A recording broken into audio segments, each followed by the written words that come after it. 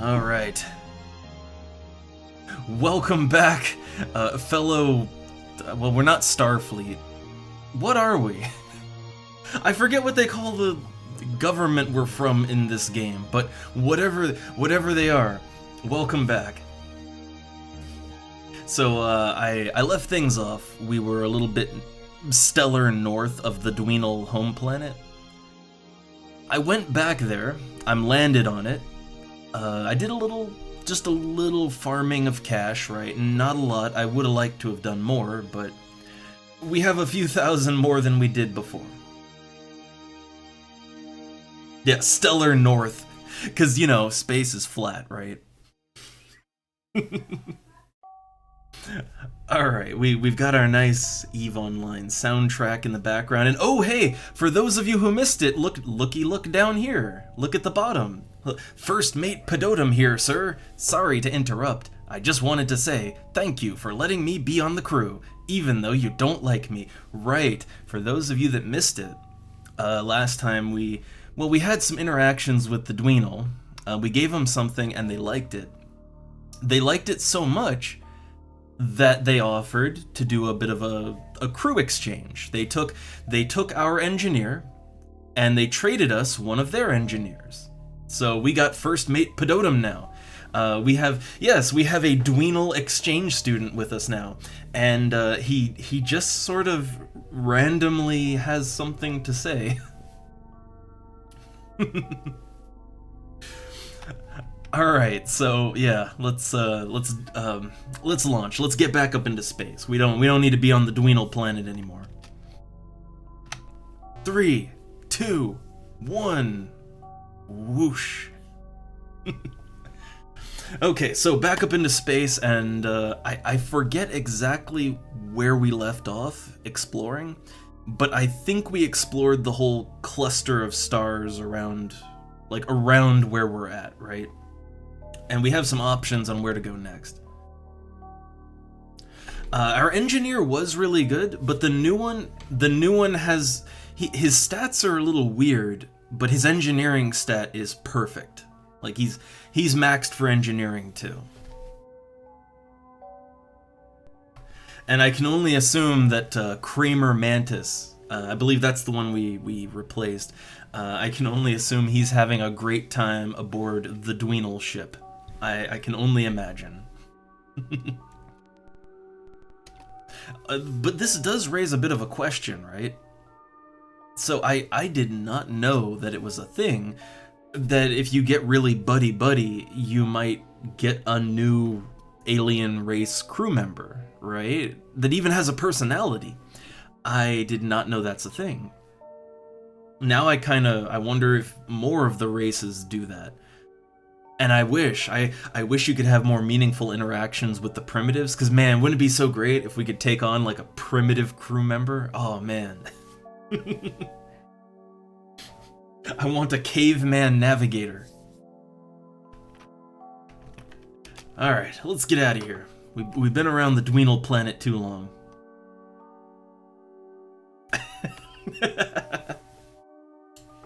Oh, Sito.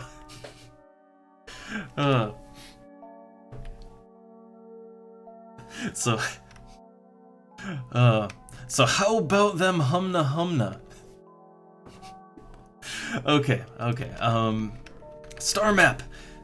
Alright, so yeah, I think, if I remember correctly, and I don't remember exactly, correct me if I'm wrong, but I believe we explored the whole cluster of stars here, right? I believe. So right, I think we went over here, I think, but I don't believe we went anywhere further north than where we're at right now.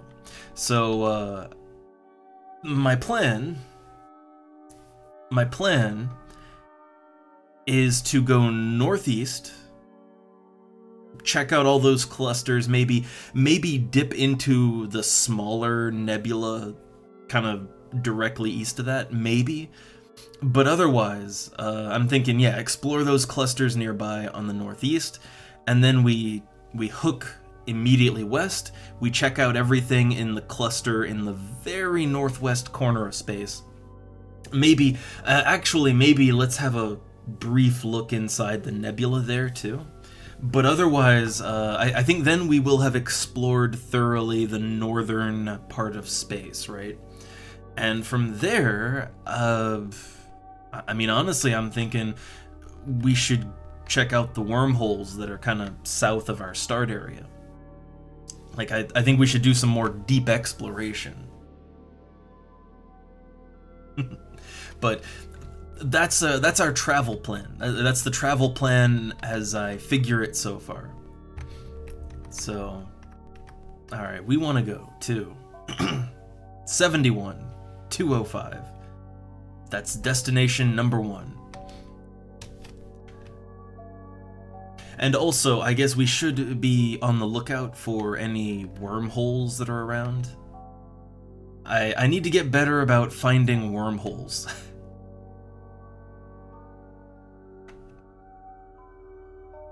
I kind of wish there was some way to detect them at a distance, but I guess you just gotta run into them, right? Yeah, I want to know what's in all the green, because we actually, like, oh wait, Commander, crewman Dweenal Pedotum here. I think the rest of the crew hate me. Oh no. It begins. So yeah, I know there's stuff in the nebula, right? Like, we kind of stumbled on a planet, or we stumbled on a whole system on the edge of one of the nebulas, so clearly there is shit in there, right? Like, it's not nothing in there.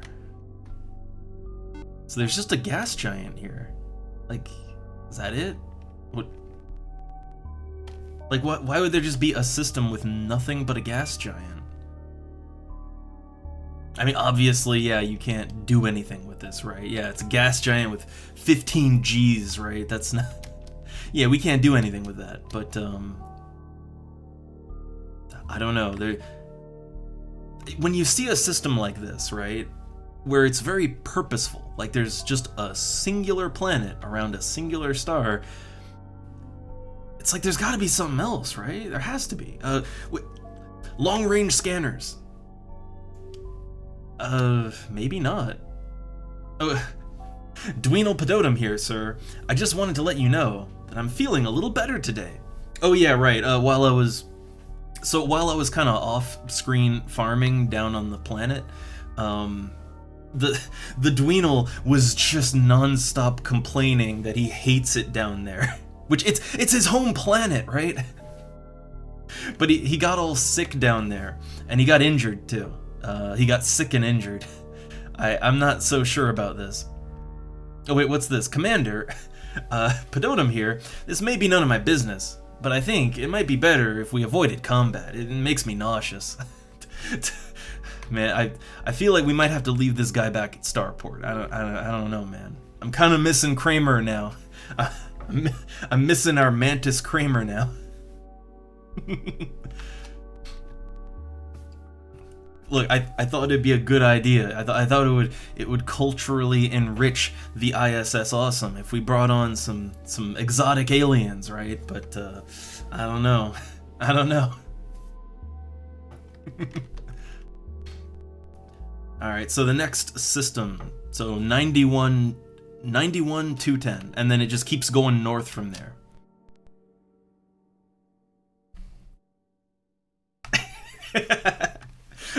Oh no, the special, look, he's on special assignment, right? Here's your little escape pod, and it's just the airlock.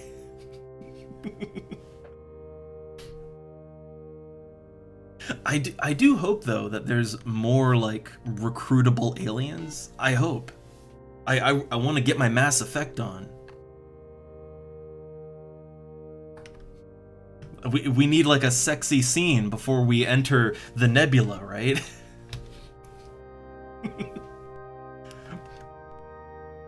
God, imagine if it was that kind of game where your crew members, I don't know, you actually got to talk to them and everything, and oh man, what's your romance level at with the Dweenal crew member? Look, I said it before. I kinda really wish that someone would give this game the love that they gave things like Daggerfall, right? Or XCOM, old school XCOM. Imagine if there was a huge modding scene for Starflight 2, like rebuild it, because it's a simple game, right? Like rebuild it from the ground up and add all kinds of crazy shit and new systems and like actual characters, and man, that might be one of those perfect games if that could happen. Oh, hey, look, it's nitrogen, oxygen, and water. Hey. Yeah, it's a gas giant. So yeah, we can't colonize that. I think we have a few planets that are awaiting a colonization report, right? I think. Oh, this little baby planet. No atmosphere, so can't really work with that. Yeah. Temperatures aren't good either. All right, let's do an overall system scan. So the reason I scan the system, even if I've already covered the planets, is that the system scanner will pick up movement. There might be movement in a sector, right? So there's definitely movement in space. Definitely that. Okay, what do we got? Long range scan. Oh, we have three. We have 3 unknowns. Got them. Yeah, of course. The first 2 planets are just molten, right? Probably won't be able to do anything with that. Third one's gas. The 4th is predominant rock. Okay, so yeah, it's got a high mineral density. Ooh, the 5th planet is frozen, but it's got biodensity and it has sentience. And I'd assume those spaceships belong to them, right? I'm not sure if there's any purpose to the star itself. Like, I've noticed that every star has like a class, right? I don't know if that's important or not. Oh, look, Commander, new crewman Pedotum here, not feeling so good today. He's not feeling great. So okay, before we go deeper, let's just save our game, right? So we've got some spaceships, we've got a habitable planet. Let's check it out. Alright, what's down there? Like, who's living on the edge of the galaxy over here? I'm very curious. Alright, let's get a report. Oh yeah, of course it's a standard planet. Culture! Oh, hey, it's another Dweenal planet. I guess we should make a note of this one then, right? Yeah, hold up, we should make a note on this one. A second Dweenal planet. This is at 91-211. Alright, and it's Dweenal again. I mean, cool. More Dweenal, right? More Dweenal. Alright, is this planet any different? Okay, so they sell lovely glorp-torps. Is that different? Or glort blorps.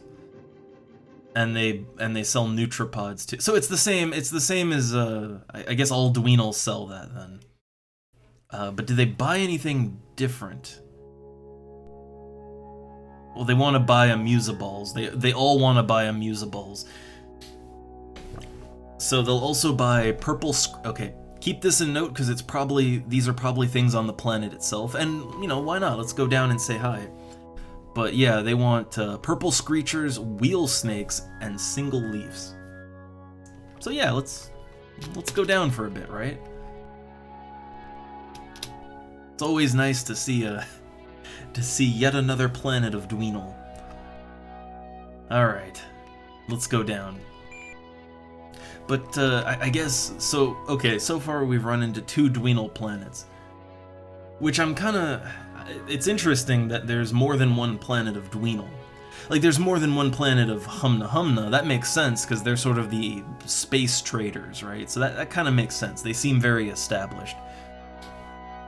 and there's 2 planets of Tandaloo, but like they're in a civil war, so I assume, you know, I assume that they have 2 planets because they split up, right? I'm just surprised the Dweenal, given their nature, that they have even a single planet. But yeah, they definitely seem to favor. They seem to favor icy, like icy major water planets. I guess they like that temperature. They like that atmosphere.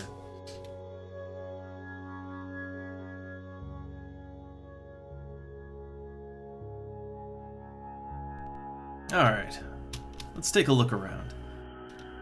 So what kind of planet is this? Cracked plains and hills of green-tinted snow and ice, with lichen-like carpet life form. There's something coming over near us, isn't there? Is that coming at us?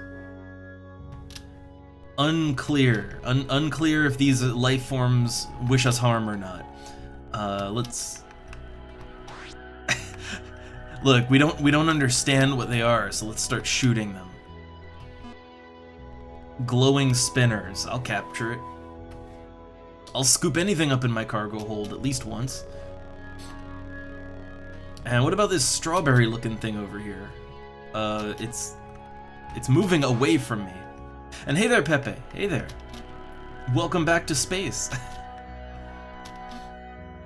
Okay, this is a running fungus. Okay, are there any settlements nearby? I see a house kind of to the northwest, but not really seeing any trading outposts, anything like that. Alright, well, I'm just kind of exploring around. Well, that's the fun of it, Pepe. Like, the fun of it is that I don't know what's going on. Like, I'm not super familiar with it either. That's the fun part. It's a space exploration adventure game. We're boldly going where no man has gone before in this 1989 game. I'm making progress though. I am. We've been doing this for this is the 3rd stream now, and I think we're making progress.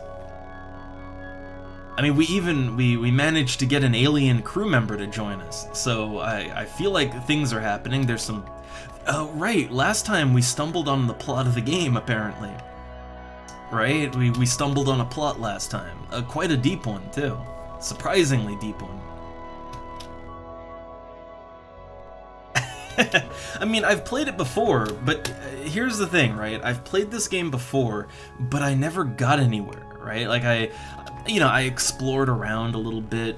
I was like, oh, these are neat mechanics. Oh, that, this is a cool idea. But I never uncovered a plot. I never really got anywhere because the game is a little bit obtuse. It's you don't really have an objective. You're just kind of thrown into the game, and it expects you to explore it and figure things out. Which I can. We got a bunch of text logs last time. We could go over that later, although I kind of want to go back to the planet because I feel like I might not have gotten everything. But I'm not sure. It's okay, this is a Dweenal trade post. I love these guys. Hello, we're the Dweenal. I suppose you've come to wipe us out. I guess that's better than just ignoring us like everybody else does. Perhaps you'd like to do some trading first. I gotta say, I kinda love the Dweenal. So far, they're my favorite alien race in the game. They're just the worst.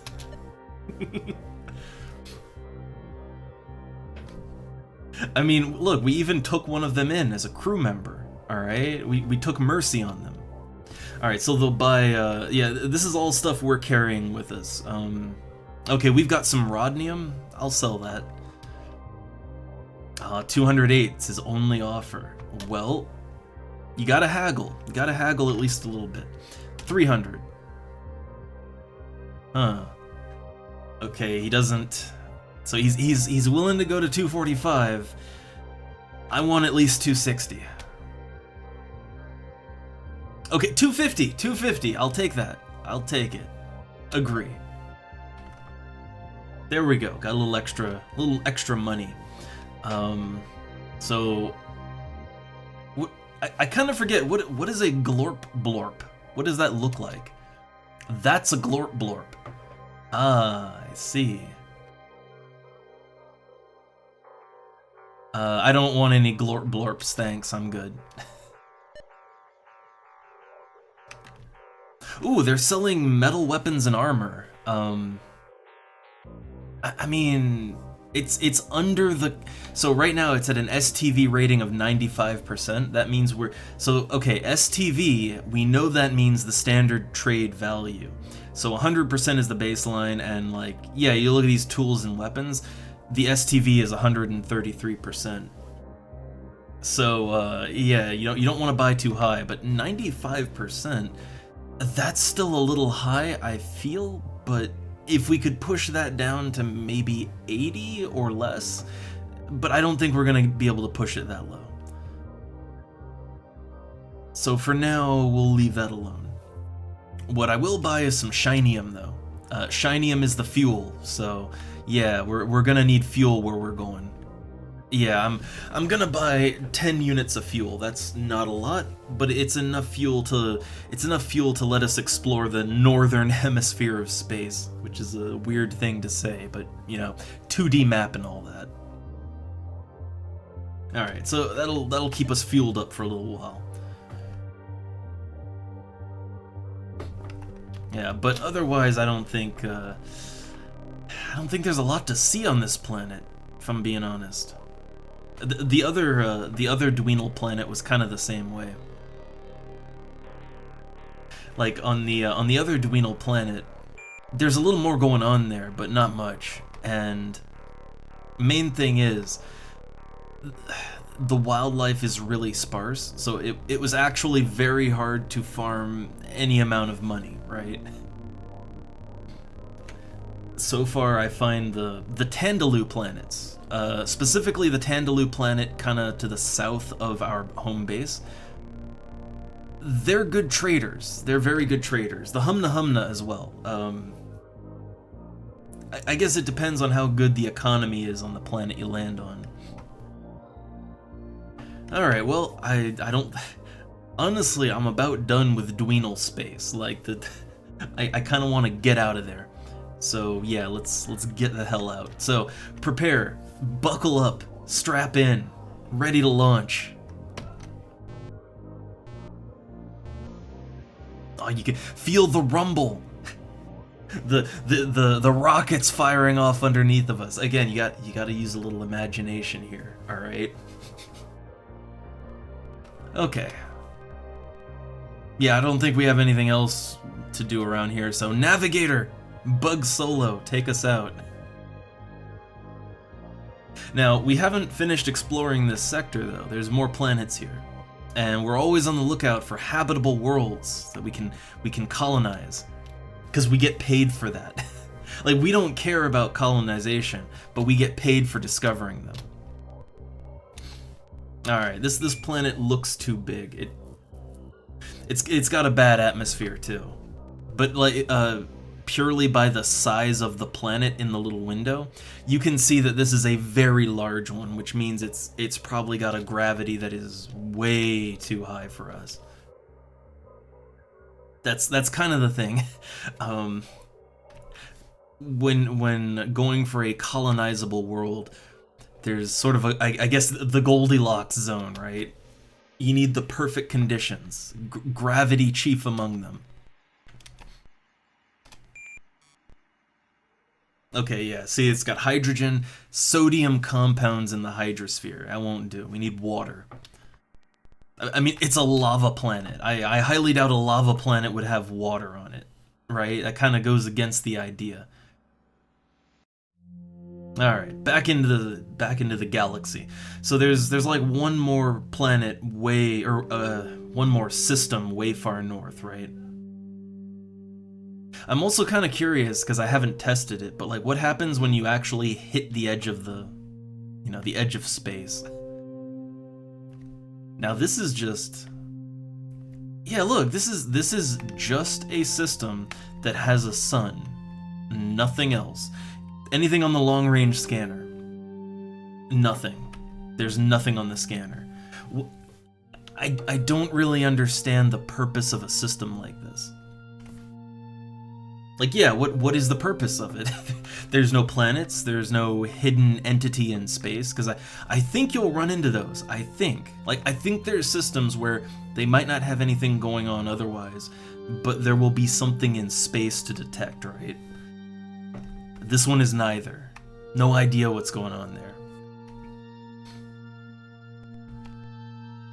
Alright, so yeah, we are at the edge of space right now. Now there's a whole, yeah, there's way more over there, but I don't really want to go that way. What we have not explored yet is what's way out here to the west. So down here at 4710, I think that's going to be our next destination. All right, 4710, and then we're going to go west from there. But yeah, the game is mainly about exploration, right? The game doesn't give you any other objectives. I'm just saving my game real quick because it's a good idea to save. There's a lot of nasty stuff in space. Yeah, thanks for marking down the coordinates, because I tend to forget it when I as I'm just whooshing through space, especially if something happens, right? So real quick, what happens if we go too far north? Do we just hit an invisible wall? I think so. Yeah, you just sort of hit an invisible wall. It's the edge of space, alright? Edge of space.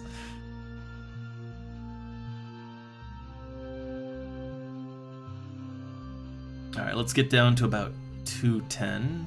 That's where we want to be.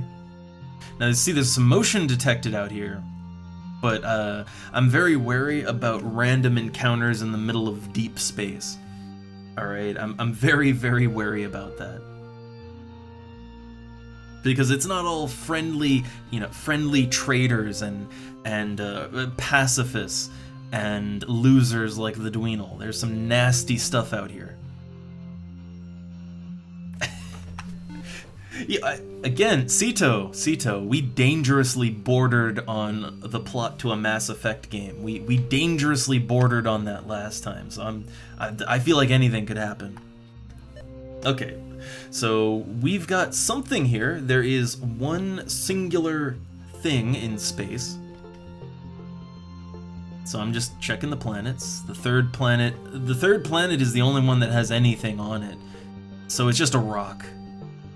Yeah, the rest are just gas, no biodensity, nothing of note. What's this? Yeah, let's check this out.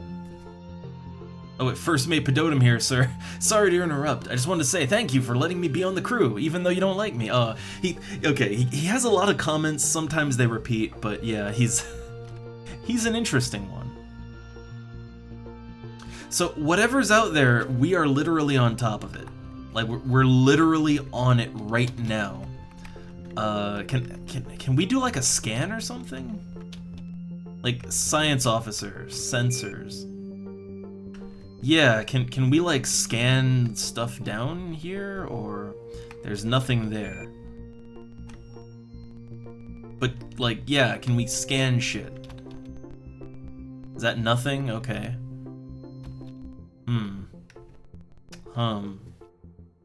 But there's something here though, right? Like it's not nothing. It's not nothing. Yeah, see, look, the blip is right there. And there's no, like, motion detected. The motion is on us right now. So I'm gonna let up, and let's see if something encounters us right now.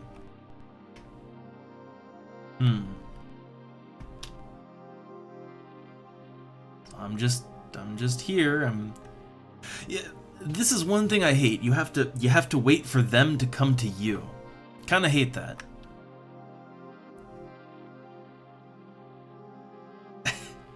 Man, this Dweenal. Yeah, see, it's right here. It's right here. So I guess let's just sort of, let's slowly feel it out. Just kind of, yeah, slowly move around here.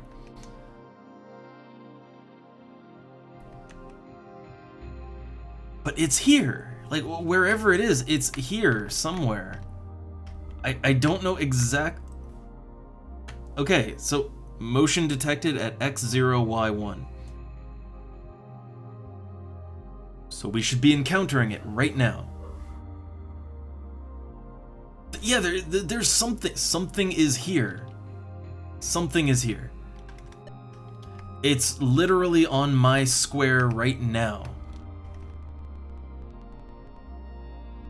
I'm not sure what else I can do to... What else can I do to detect it?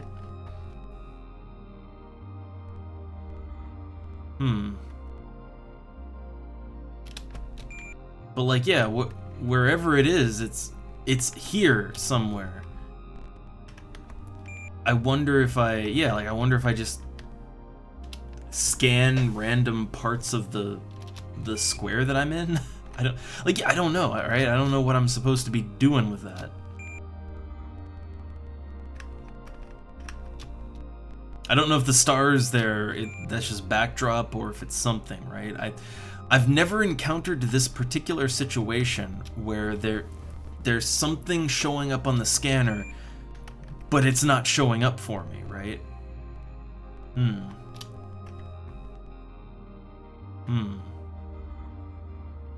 I wonder, I have my comms officer. Can we just like send out a hail? There's no one to hail. Okay. Man, this Dweenal is just... Alright, have they left the square that we're on? They have not. Yeah, like whatever is here, like it's on top of us right now. And every now and then I get movement, right? Like every now and then it says that there's some kind of movement detected close to us.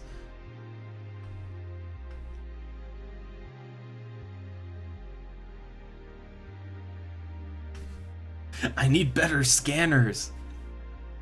There might actually be a tool that I'm missing. See, look, yeah, motion detected at -X0. So that's literally just left of us.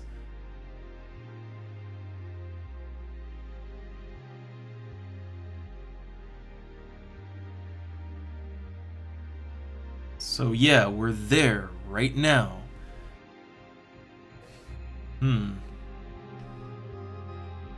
Whatever it is, I can't... Whatever it is, it's moving and it's there, but I don't think it wants me to know it's there. That's a little frustrating. Is there anything else we can do?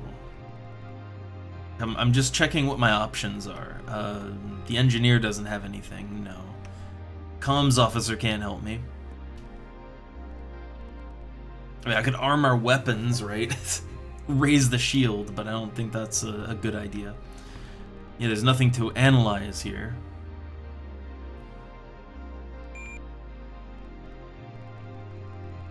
And I can't do anything else with this, can I? Yeah, I don't know. I got nothing. So I guess for right now, we'll just move past it and check out the planet. But there's something here. I feel like maybe I should make a note of it, right? Like, I kind of feel like I should note this down. Like it's kind of important, maybe?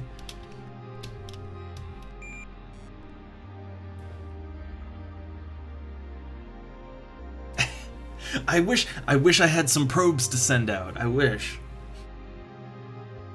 Or I wish we had like a little, I don't know, like a little shuttlecraft, right? That we could get in and check it out. Send an away team. Get some guys in red shirts in there. I wish. But unfortunately, yeah, no such option. And all the other planets here are gas giants. Wait, where's the blip at? So look at that. The blip is moving, right? Like, yeah, if you look on the map, the blip is clear. Oh, here we go. Okay. Okay. We're being scanned. Sensors. So what are we looking at right now? Is it a ship we know? I have never seen that kind of ship. It's made out of lead. It's made out of lead. Not doctor. Comms officer, hail them, please. Be friendly. Yeah, we come in peace. We come in peace. Please identify yourselves. Like, what is that? What it looks almost like something organic. Ah, it is good to see you again, Commander Captain Double. I am Scoobla. Of course, you won't remember me. Probably to you, all Dweenal look alike. That's a Dweenal ship? That's a Dweenal ship, huh? Don't feel bad. We can't tell each other apart. What is a lone Dweenal doing out here exactly? Well, I don't think there's anything else we can get out of the Dweenal, although we could... I mean, there's things we want to know about certain things, but, yeah. Like, how about other beings, right?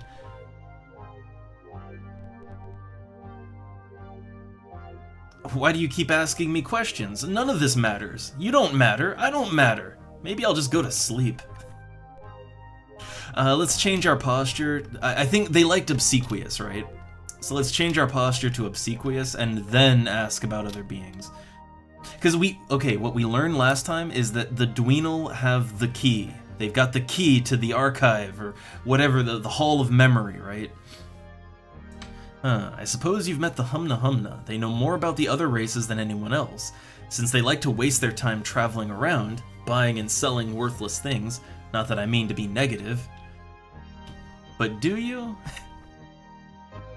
They like to pretend they're diplomats and ambassadors. Okay, we're learning more, right? This is a game about learning. So, let's see. Ask again. Okay, we've been told by the Humna Humna that the only way to deal with the Gnunk is to adopt a hostile posture. Ooh, this is useful information. Also, I don't think we've run into the Gnunk yet, right? I don't think we've run into them. I'm afraid that we Dweenal aren't very good at threatening anybody. If it's worth anything, though, we are very good at being threatened. They're very good at being threatened. Well, okay, so we learned something. I feel like I should make a note here, separate from the coordinates, right? So like Gnunk, so with the Gnunk, which we haven't encountered, be hostile. There we go. And I guess also make a note that the Dweenal, they like obsequious. Like we should make notes of what the race is like, you know? Okay. Do you have any more information then? Honestly, this Dweenal is giving really good info. Most of the other races hate us. Those that don't hate us just haven't spent much time with us. If you get the urge to shoot at us, we'll understand. Everyone else does. Okay, maybe we exhausted them.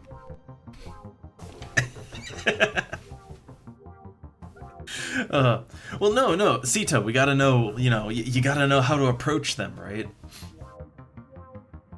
So I guess if we encounter the Gnunk, I guess they're like Klingons, right? So you've gotta be aggressive with them. They like that. Alright, let's talk about the past. Perhaps you'd like me to tell you where the Halls of Memory and the Guardian Key Transmitter are. But then again, what do I know? Maybe you don't care about that. No, I care a lot about that. What difference does it make anyway? No, tell me. Right? Sorry, I'll just... No, keep talking. No, keep going. Well, even if it made any differences where the transmitter and the Halls of Memory were, which it doesn't, we Dweenal don't remember anymore anyway. What do you expect from an oral tradition of stupid legends and depressing songs? Come on, they have to know. They've gotta know. To finish up the story, in spite of the hostile Lek constantly blowing us up, we somehow managed to survive. Oh, happy day. Then 40,000 years ago, stars began flaring in a wave moving from coreward to out. Wait, okay, so this sounds big. So we know about the Lek, right? Apparently the Lek, like, the ones...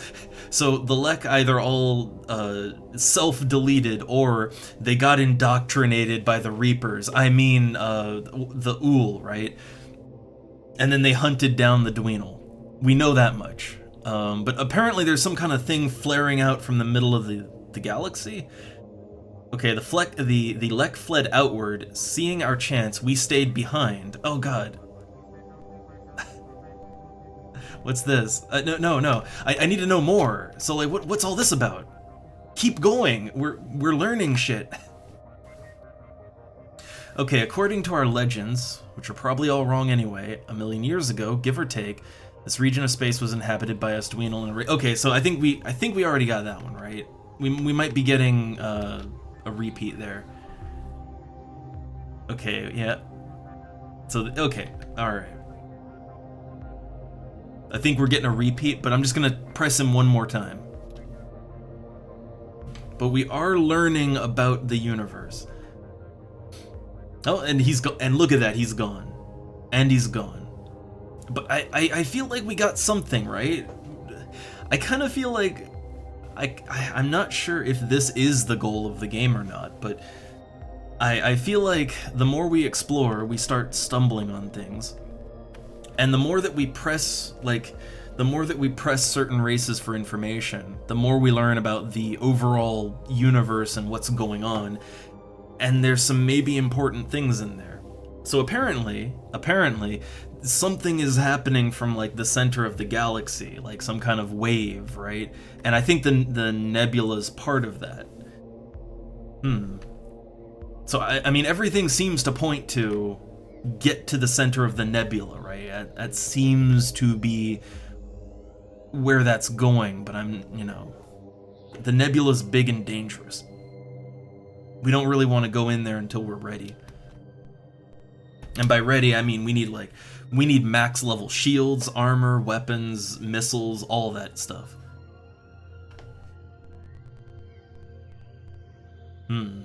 Okay, let's cruise up around here, right? That blue dot up in the top left. 4218. So 4218. A snorket. Oh god. Okay, so to me, it looked like a kind of like a half donut, right? A weird half donut with maybe some stringy mold in between. That's what it looked like to me.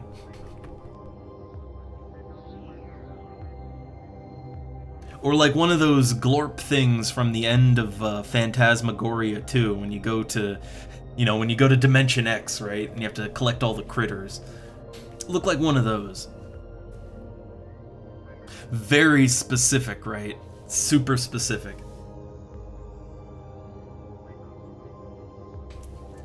But I'm intrigued. I must know more. So, okay, there's some motion getting detected here. I guess I should probably save my game, right? Well, look, another system with nothing in it. Yeah, just another empty system. I do wonder though, can I just scan the... Yeah, can I manually scan the sun? Can I do that? I can't. I cannot. My understanding is that the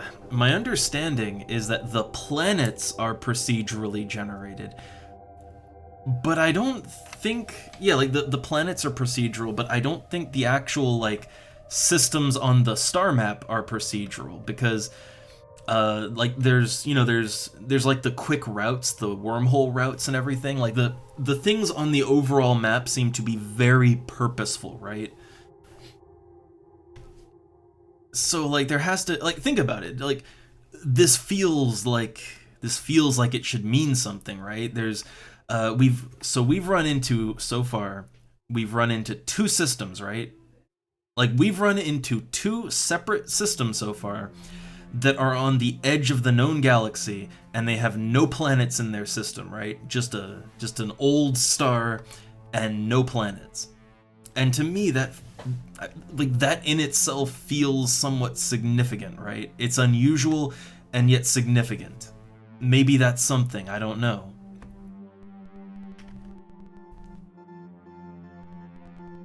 But I think we need to check out this, like, you know, let's briefly try to find something in this big-ass nebula. Let's try. But next planet, 11205.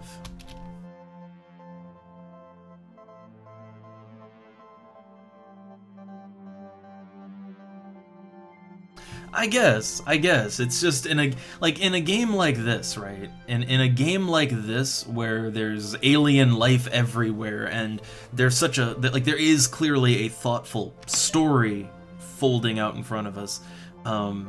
It just feels like that would have some kind of significance, right? But yeah, maybe it's just world building, maybe. Maybe. Alright. Scanning. So there's no ships or anything here. We got a molten planet, probably nothing. We got a rock planet with no biodensity, but lots of minerals, and then a gas giant, and that's all that's really here. Alright, let's check this one out. This is the only one that might be something, so... Yeah, world building by having no worlds. Yeah, exactly. Alright, this one, honestly, this would be a fine planet, except the atmosphere and hydrosphere, the composition isn't quite right. Alright, and I mean, look, there's probably nothing of value down there, but let's check it out. Yeah, hydrogen with chlorine compounds. That's no good. But there's a whole cluster of stars over here, right? There's like three systems all right next to each other. Now, oh, I see a blue planet, a brown planet, promising. And we've got movement. I mean, I feel like we're really far out from Dweenal space, right? But I guess it could be another Dweenal planet. Or another Dweenal ship. So, okay, got a rock. Got a liquid planet. Okay, here we go. Yeah, we got a frozen planet. So a frozen planet with life on it. So that says Dweenal to me, right? The Dweenal seem to really like their ice planets. So it's the third planet out. Okay, I see. I see where that would be. And the others aren't too interesting. But I'm gonna assume this is another Dweenal system, right? I'm just assuming.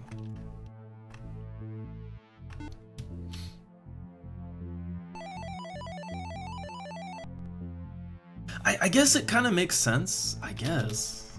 As I was just thinking about it, but yeah, let's get an analysis here. Alright, is it Dweenal? It's Dweenal again. So let me make a note here. So we have yet another Dweenal planet at 12205. So 12205. So far, we have run into 3 planets inhabited by the Dweenal. 3 planets, 3 separate planets in very spread apart systems. And they don't, nothing particularly unique here. I think so, Sito, and I believe we might have already done that.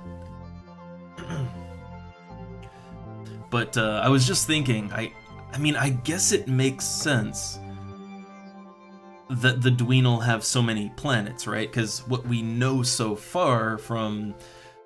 So between the text logs on the ancient planet ruins, right? and talking to the various aliens, we know that the Dweenal are a fairly old alien race, that they were around for a real long time, and that they were kind of favored by the sort of precursor civilization that went extinct, or extinct and the rest are just indoctrinated. Which, I mean, I just thought about it. Would that make the Lek, would that make them the collectors? Would it? Like, because, okay, the ones that are left, right? Like they said, the ones that are left, that didn't die off, they are the hyper-aggressive aliens that we keep running into, right? The ones that you can't even communicate with them. They just annihilate you. They seem to serve no purpose other than to guard certain planets and to destroy anything that comes close to them. I don't know. They're...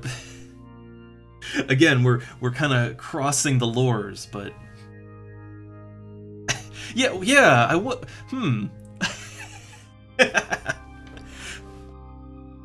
I mean, look, all the Dweenals so far, look, they all seem to appear to just be sad old men, right? So it's exactly like Asari, except if instead of all being like sexy stripper aliens, they were all just, you know, grumpy sad old men. It's basically the same thing.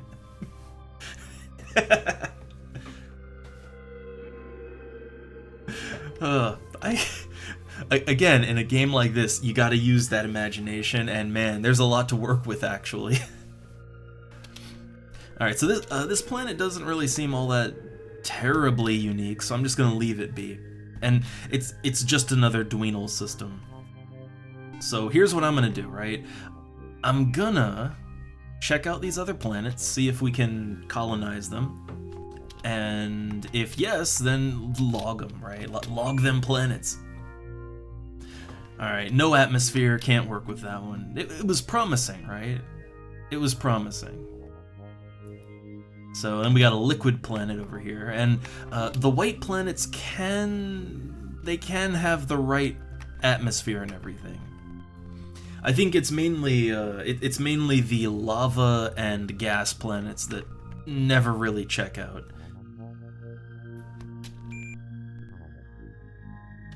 Okay, yeah, totally wrong atmosphere. Alright, well, yeah, 2 more ice balls in the system, but I highly doubt... Generally, the planets that are further out to around the outer rings, they tend to be... Like, they have bad weather, right? Like, even if the atmosphere is correct, they tend to have wildly inconsistent weather, like extreme colds, or their gravity is way too big. They always have some problems that make them not really ideal.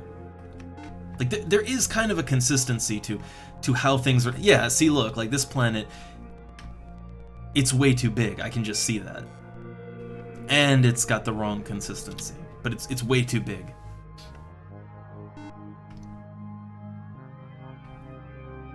Alright, and then there's one more system here. And it's only got one planet. Just a singular planet. Alright, let's take a quick look. I mean, true, right? Yeah. Yeah, we settled a planet that had floating death orbs hovering around everywhere, which I'm still wondering what the significance of the floating death orbs is exactly. Like, I feel like there's a dark Soulsian mysteries on some of these planets, where clearly there is significance behind what we're seeing, but it's hard to really know what the significance is, right? So here's what we know. We know that those floating death orbs, they appear on a couple of planets. In the description, it says they are very clearly not natural phenomena.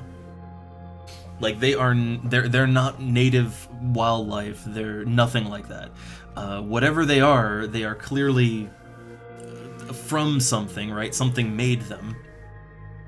They're highly advanced and incredibly lethal, and they appear on multiple planets, even planets that don't have spacefaring life on them. Like I think there's even some of those death spheres on, like, I think even on some of the Dweenal planets, right? But I guess they leave the Dweenal alone. Which, yeah, they seem to leave the Dweenal alone. But they appear on a couple of other planets that have primitives on them. So clearly they didn't make it, right? And the orbs appear on the ruins of that one Lek planet. So I guess to me that says it's some kind of Lek artifact, right? Something left behind, but why? What's the meaning? What's the significance there? No idea. Oh, I accidentally entered the system again. Alright, so I think we're right on the border of the nebula.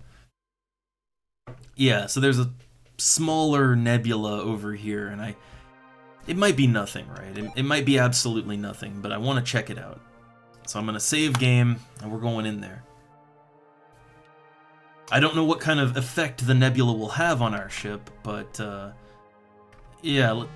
Oh man! Immediate unidentified object. Science officer, sensors, what do we got? Oh, it's the Dweenal. Okay, that's good. I mean, it's better than the alternative, right? So let's hail them and be obsequious.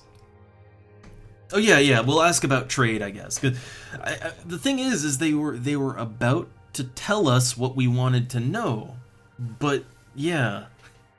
But then they're like, we don't know anymore. I love being obsequious. It sounds sarcastic, really, just how much you... Look, oh, what's this? You have brought your nice ship, the ISS Awesome. How is your wonderful crew? Can it be that you really do like us? Of course, if you do, you will have brought more berries. So let's ask a question about trade. Alright, the Humna Humna like to cheat us on a regular basis by selling us worthless, brightly colored amusables. They've been doing this for generations, and every Dweenal has rooms filled with them. Oh yeah, right, they buy amusables. Some people might say we were really stupid. I guess that's no great surprise. Anything else about trade? This may come as quite a surprise, but we Dweenal are not very good at trading. In fact, we enjoy trading just about as much as I'm enjoying this conversation with you.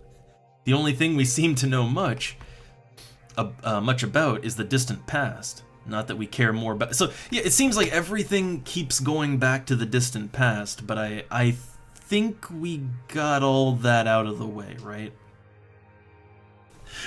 Oh no, the Humna Humna gacha games. I love the Humna. They're also amusing in a very different way. So let's see, did we get everything we needed about the Lek? Okay, said they were possessed by an awful demon. Yeah, so they started attacking us, Dweenal, which is understandable, but they also started attacking each other. I don't think we quite got that, I don't think. Not from the Dweenal, anyway.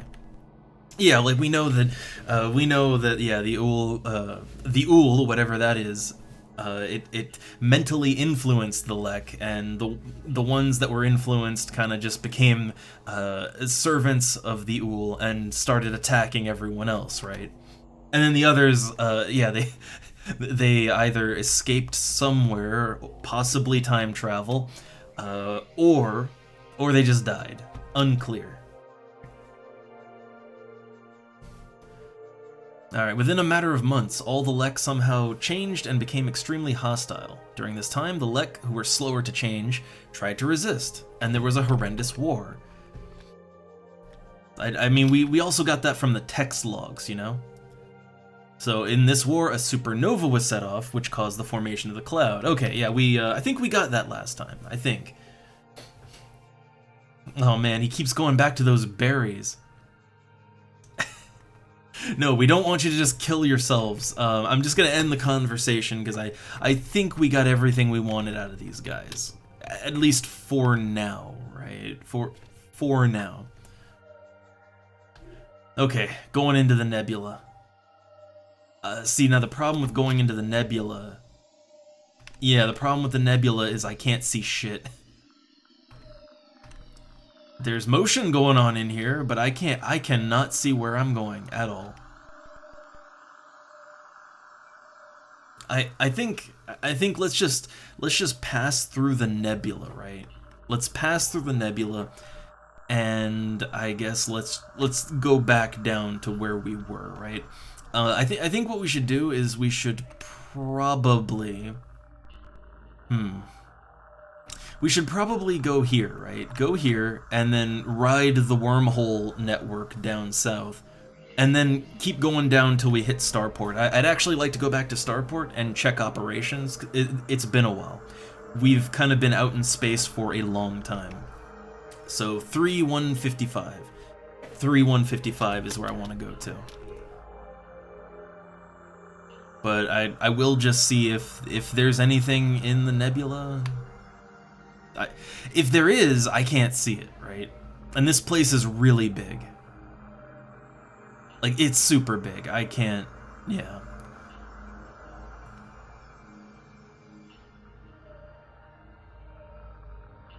Alright, so we need to go back over to 3. And this'll give us a little bit of a shortcut to get back to Starport.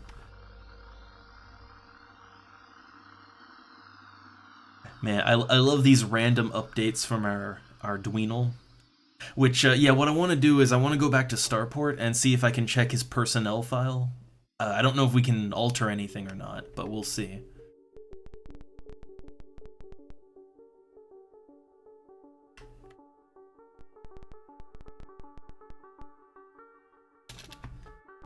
Where are we now? Okay, yeah, see, that shaved, like, okay, from here to here, right, like, it uses 5 fuel, so we shaved a little bit of fuel usage off, right? A little bit. Not much, but a little. Okay, so now we want to go back to home base, which is around 3573, yeah. Don't know if there's any more wormholes out here. We really should... like, we really should try to find more wormholes. They're actually really good at saving time and fuel, you know?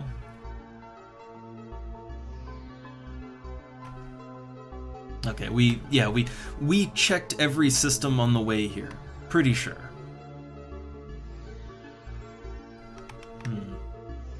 I am kind of... yeah, I'm keeping an eye out for flickering stars. I'm keeping an eye out for that.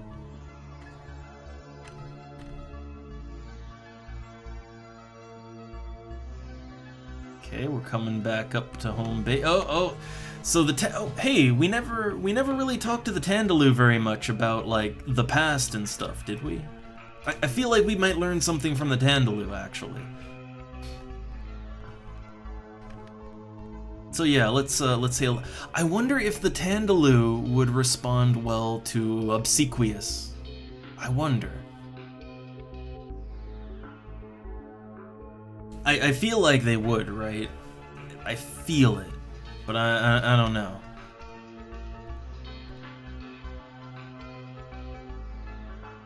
Salutations! I am Pop of the Tandaloo Eshve. You've arrived at a most auspicious time. Moments ago, the various celestial bodies aligned themselves in a most appropriate configuration for a ceremony of communication. Alright, it cannot be coincidence. It's clearly the providence of the Doc Brig Ah. So, okay, can I ask them a question about the past? We must know more. Yes. Sadness. We mourn the loss of our sun brothers. Their many vines, they were our only disciples who could properly perform the Thadok Brig Ah. Yes. More, perhaps?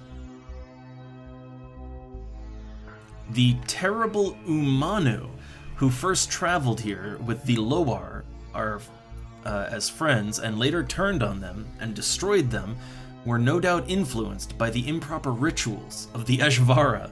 Yes. Is this not definite proof of the Eshvara's evil ways? Well, I mean, we're getting name drops here, right? They're talking about things we don't know, so let's push on that. Alright, in their undying admiration of us, their teachers of the one truth, the Loar, presented us Eshve with Gorzek Metal Father before their final wait, what? They presented us with Gorzek Metal Father. Ah, well, it really makes no difference one way or the other. We're wondering if you were friends with the other Tandaloo. No.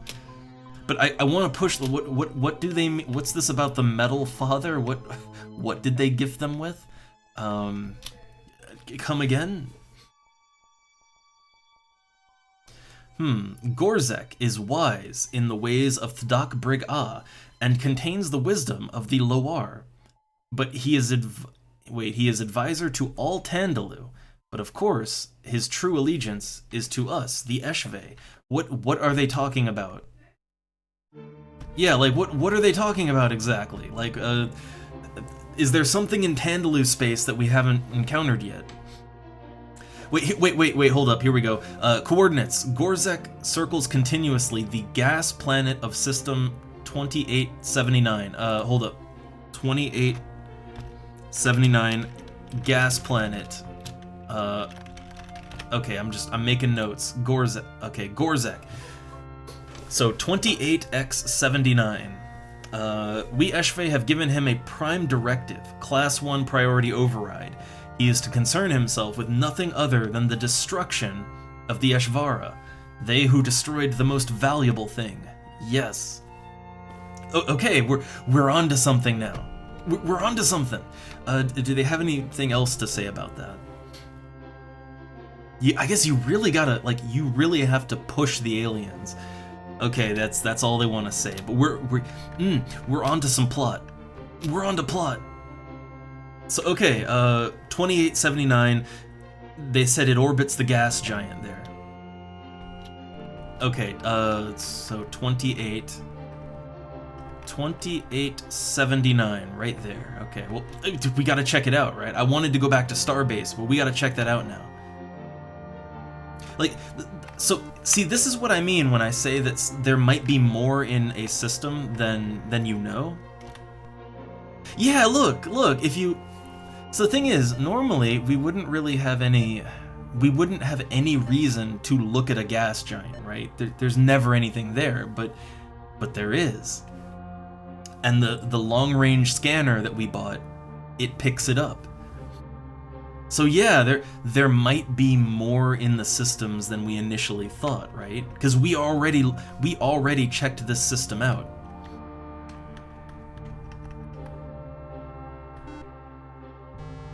Okay, here we go. Receiving. Gorzek system transmitting. Requesting immediate identification from unidentified craft. Warning.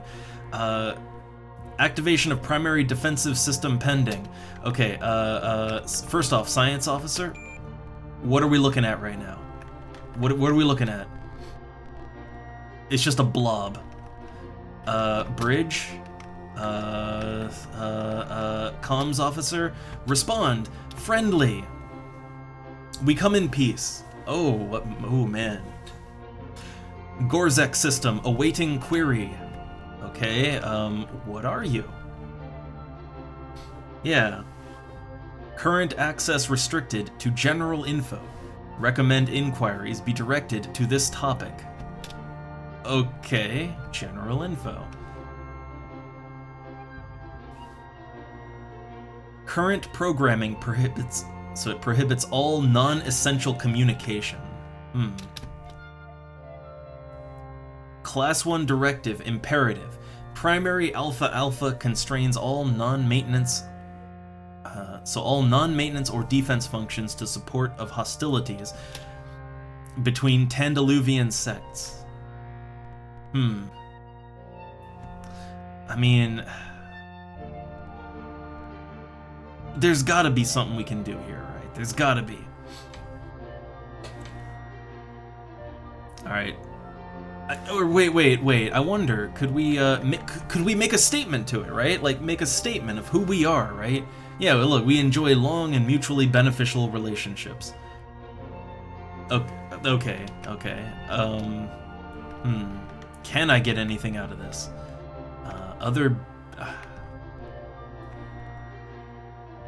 other beings. Yeah, all he's got is general info. Well, I mean, is there more general info that we could get? Wait, okay, here we go. Bringing about cessation of hostilities between Tandalu would alleviate programming directive override and allow communication behavior. Highest probability of success, 811 to 893. Derived from possible futures, 67.8, E341 to 39.9, E362. Now wait, the E and all that, that's like, hold up. Those might be coordinates, right? I'm gonna make a side note on this one, I think. But like those might be coordinates actually. It went too fast. It went too fast for me, but the things it was listing, those might have actually been coordinates, right? But not system coordinates, planetary coordinates, because I think the planetary coordinates use like a letter and then but I missed it. It went too fast. I was getting my notepad out. Crap. Can we try again? Okay, relevant data required for event sequence subset 77.8 E388 to 78.9 E3800. I don't know. So most valuable thing is returned by ISS Awesome as follows. Artifact stolen by the Spemen. Oh, okay, here we go. Present location, Planet 2. So Planet 2. System coordinates are 158, 183. 158, or 158, 183. Planet designation, Bemfblunk. Planetary coordinates unknown. Highest probability of information sources, Spemen. Second highest, Humna Humna. Okay. Also, one sec. One sec. Oh, quick mute.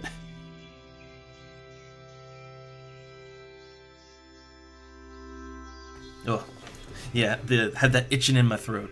But okay, we're on to something now. We're on to something. Okay, tab back in. All right. So, okay, we've got planetary coordinates, right? Or not planetary, but we have system coordinates. So 158, 183, Planet 2, and it's the stolen thing. So either, okay, so the Spemen, I don't think the Spemen are gonna talk to us, right? I don't think they're gonna talk. But the Humna, right? The Humna Humna might have something to say. So we'll swing by one of their planets after we go to Starport. So yeah, let's try one more time. But I think we're getting good info here. Okay, that's all we could get, I think. Yeah, that's all we could get. He'll repeat the message. That's good. All right. Well, I think we learned a lot, right? Like, I think we learned quite a bit.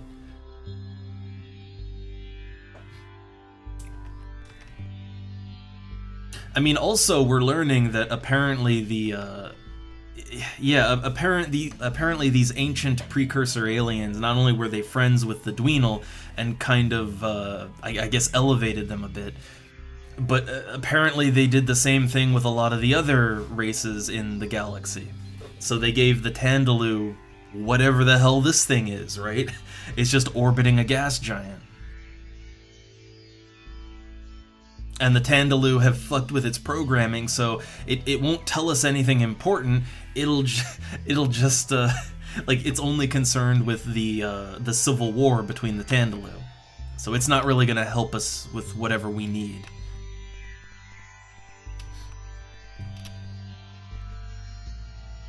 Unfortunate. Unfortunate.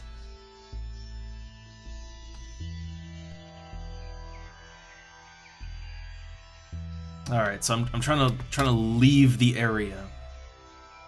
Okay. All right. Well, back on down to Starport. Let's see, is this it, or... next planet over. Here we go, 3573. The Tandaloo again. I don't want to talk to you, Tandaloo. But I feel like we're onto something. This is a good feeling, right? We've been stumbling around the galaxy for so long, so it feels really good when a plot starts happening. We're getting on it. We're hot on its tail. Alright, back into Starport. So it's actually been a while since we've been in Starport. I bet we've missed a lot of messages. Also, I wanna check a couple of things. So, I guess crew assignments? Not assignments, but, well, no, he should be assigned, right? Yeah, like, everyone should be defaulted there. Pedotum is the engineer, right? What I wanted to check is if I can maybe do something with this guy, right?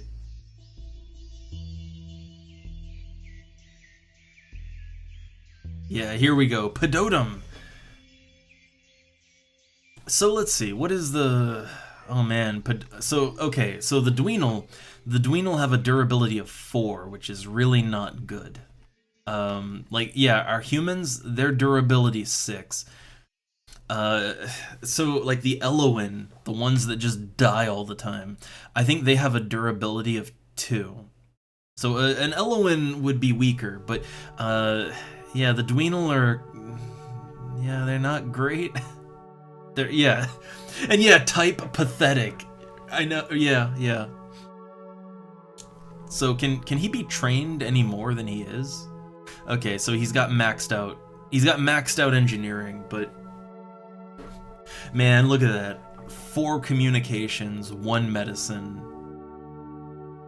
I mean, their navigation isn't horrible. I think their navigation could probably be maxed out.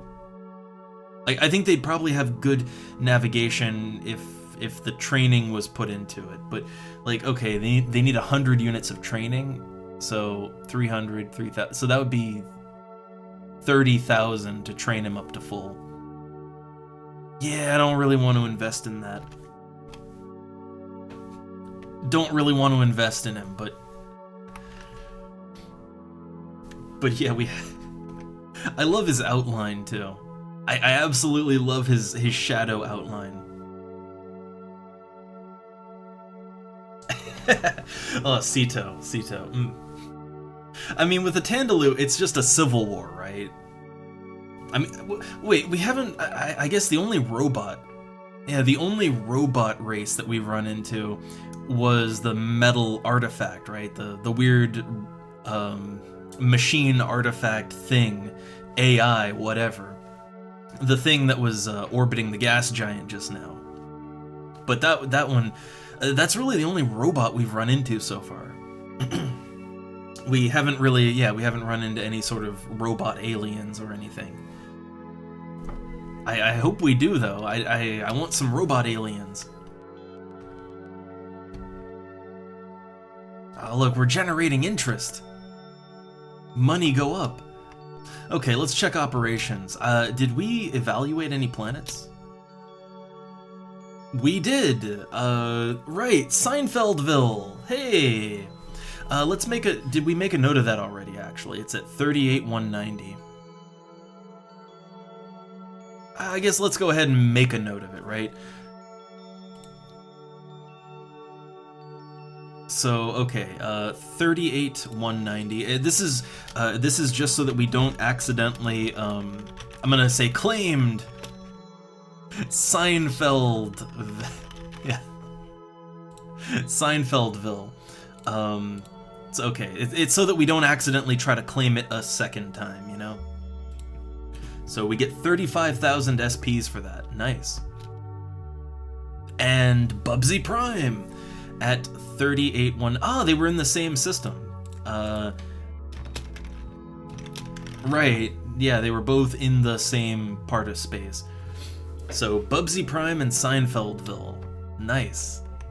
oh man, we might actually be able to upgrade our ship now, because yeah, that's a good amount of money we just got. Okay, and let's check the notices. Captain Ilara O'Shah of the ISS Photosynth has reported discovering that the Humna Humna inhabitants of a planet in the system 23788 possess a device which they call the Encounter Scan. Ooh, do we have that marked down? We do not. 23788. So 23788 Humna, and it's the Humna, and they have the Encounter Scan. So I feel like the game's throwing us a bone with that one. Alright, she reports that she purchased one from them and that it has been very useful in identifying the locations of other vessels in her proximity on her ship's star map display. Oh my god, this is what I wanted, right? You know, when we were looking around and we just couldn't find the ship in the part of space we were in? So apparently the Encounter Scan will let you do that. That's what it sounds like. Oh man, upgrade.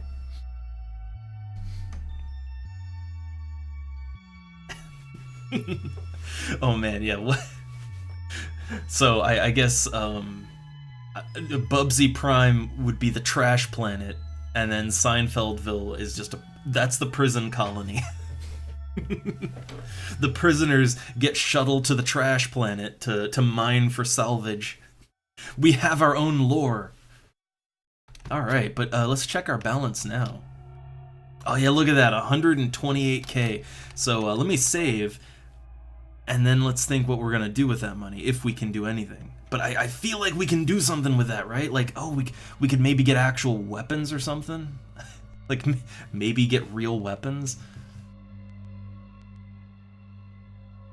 Alright, so right now we have class 3 shields, right? Cool, class 3 shields. So we actually do have enough money that we could upgrade to class 5s. That might be worth it. So yeah, like if I sell my current shields, how much would I get? I get 30,000 if I sell my current shields, so like we would still have money even if we upgraded to class 5. Like armor is just that's a consumable. I'm not too worried about that. So missile launchers. So here's the thing, right? The reason why I wasn't getting like weapons and stuff is because, so the thing is, anything short of class 3 weapons just doesn't even do anything to the enemies, right? Well, we already upgraded to class 3 missiles, so we have those, right? That's good. We could upgrade to class 4 missiles, or we could get better, we could get better shields. Now you might be thinking, what about the laser cannons? Right? Like, what about these cannons? And the thing about laser cannons is that if you are in range to zap something with the laser, the enemy ships are in range to zap you. And that'll eat your shields really fast. The best way to go about combat is to use missiles only. So like, eventually I might get lasers if I have extra money, but it's not critical to combat. So I guess I need a little help on this one. What do you think's the best plan here? Do you think we should get 1 level higher of missiles, or to go 1 level higher, or not 1 level, to go all the way, to max out our shields so we don't die? I kind of feel like, if you remember the last encounter that we had with, I'm not sure, it wasn't the Spemen, right? It was, I guess it was the Lek, right? The evil ones. So yeah, they pretty much blew our ship up immediately. Like instantly. Like no contest, right? No chance. 1 missile just took us out. So yeah, if we had class 5 shields, maybe we could survive a hit or 2, right? Maybe.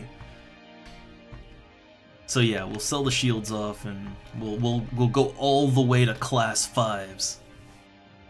Alright, we've got Class 5 engines, Class 5 shields, so we have maximum maneuverability, and we have maximum defense. The only thing we need now is to kind of get our weapons a little higher up, right? But that's gonna be a little work. Class 5 missiles are 200k. That's gonna be a ways off. Or I'm gonna have to do a whole lot of farming. We'll see. But either way, I'd say we, with Class 5 shields and Class 3 missiles, I'd say we could engage in combat and have a chance. It would be hard, but I think we could do it now. Like, we're getting there. Alright, so one more save, and then let's... I guess, we're... So, let me think. We've got two options, right? One, we could just kind of continue exploring down around the southeast of space. Or we could try to go to that Humna planet, right? We could also go through the wormholes again, I suppose. I'm not sure that we fully explored the wormhole network. I'm not sure.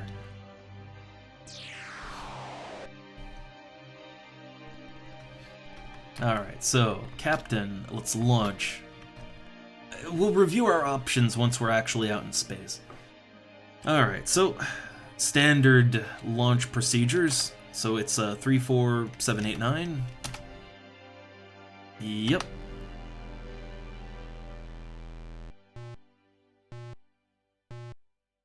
Whoosh. Alright. So let's maneuver onto the star map and let's see what we got here. But it feels nice to have a ship that's actually decent now. It's gonna be the Tandaloo again. We don't need anything else from the Tandaloo. We got what we needed. Alright, so,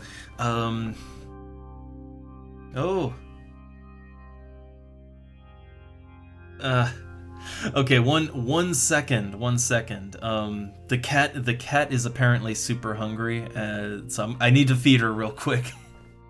Okay, hold up. Give me 1 second, I will be right back, and then we have to decide on a plan. So, be right back.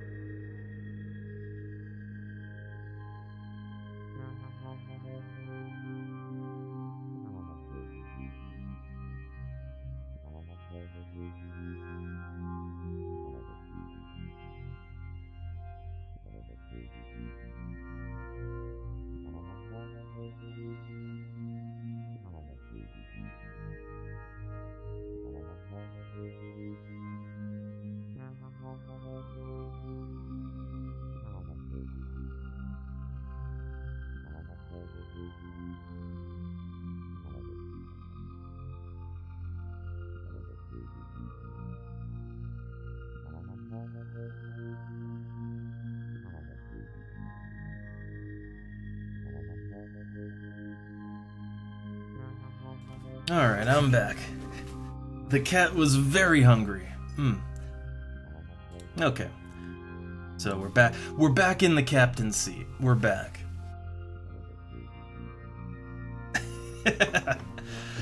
Look, our ship, it has a majestic, noble appearance, alright?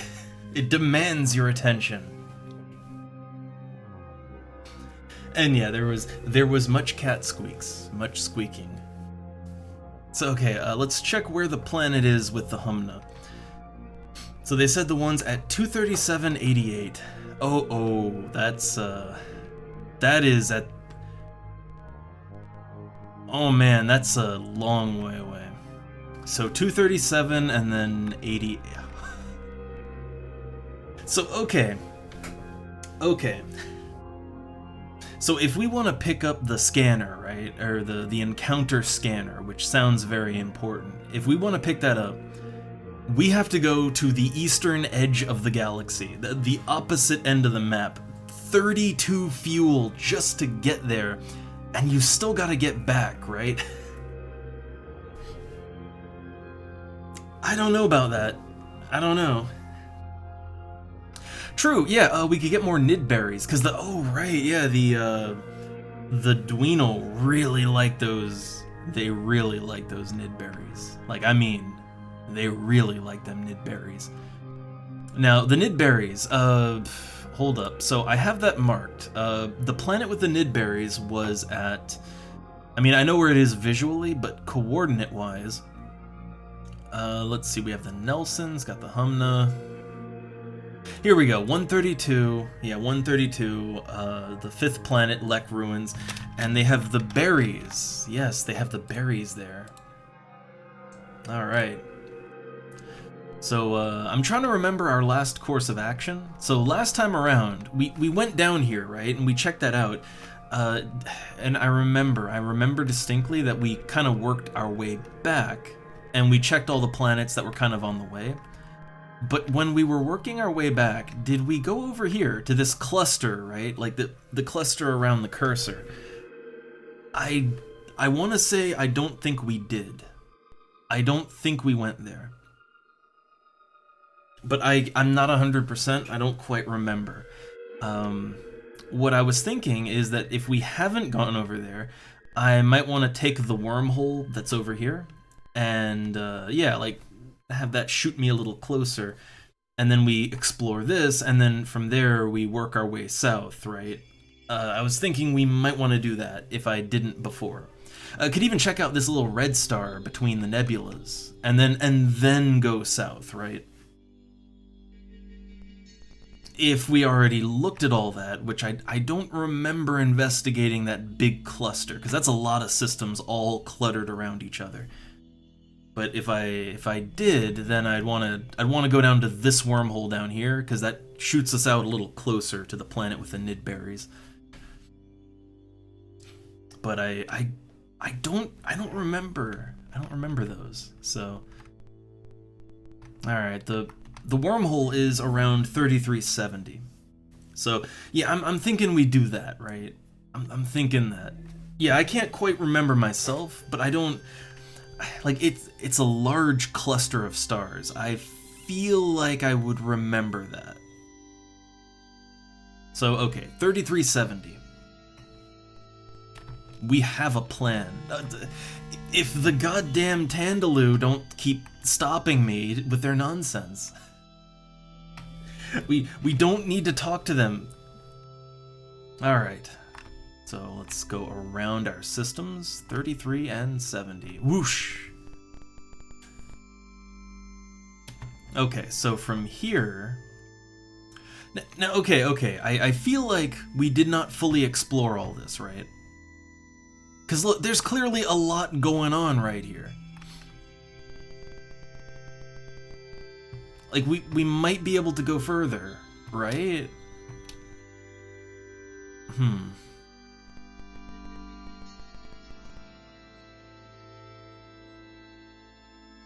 It feels like there should be more here. I don't know. Yeah, oh yeah, ooh, look at that. We found us another shortcut. Okay, so it's a little tricky to navigate. Like, goddamn, is it tricky to navigate. But yeah, okay, so yeah, actually this would work out real nice, right? Like this goes down here, which is really close to where we want to be. But, I wonder if there's one that goes further east.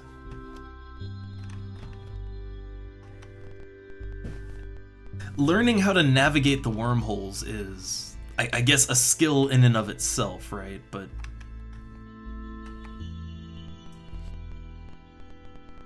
Oh, this one takes us into the nebula. Oh shit, we're in the nebula! I wonder which one is closer to get to, right? I don't know, but I feel like from here we could go straight south, so 9981, and then let's check that cluster out, right? But, oh crap, we might be in trouble.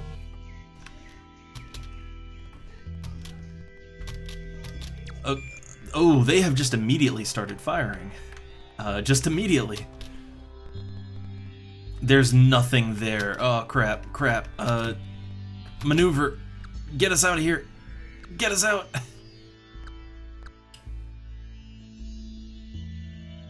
What? Wait, Captain Double, Dr. Cito, and Dr. Kilburn are feeling very strange. That's probably not good. Probably not great.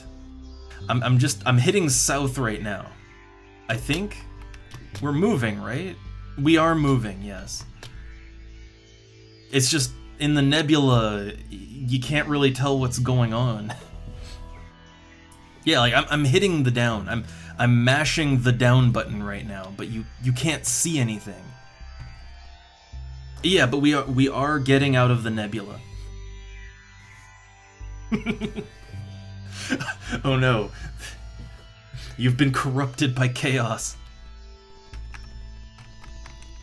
I'll have to check their condition afterwards, but 9981 is where we're trying to get to. I think we just need to get out of this nebula right now. Okay, we're out of the nebula. For no apparent reason, Captain Double, Dr. Cito and Dr. Kilburn have recovered suddenly and completely. Oh, that's good. I'm sure that's nothing we have to worry about. I'm sure we're not gonna have to worry about that at all. You know, we just passed through the event horizon. I'm sure it's gonna be great. Alright, 9881. And then Dr. Cito just, you know, he just rips out his own eyeballs and starts speaking backwards in Latin.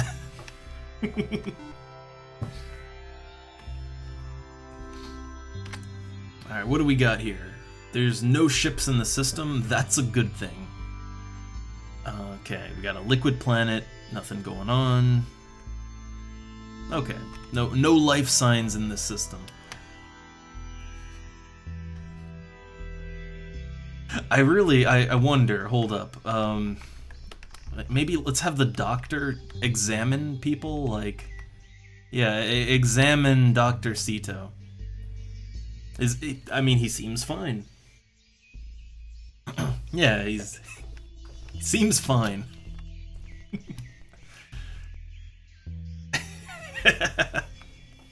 Yeah, man, I really hope that our crew members aren't just gonna go nuts now or something. We'll see, right? The game said that everyone's fine. Alright, so, oxygen. Alright, so we've got oxygen and carbon dioxide. Now, here's the thing, right? Like, when it comes to habitable planets, generally you want oxygen, nitrogen, but, I mean, if you've got oxygen, I mean, carbon dioxide, well, I guess that's not so good. But otherwise, it seems fine. But I guess we don't want to chance it, right? Like, you don't really want to chance that.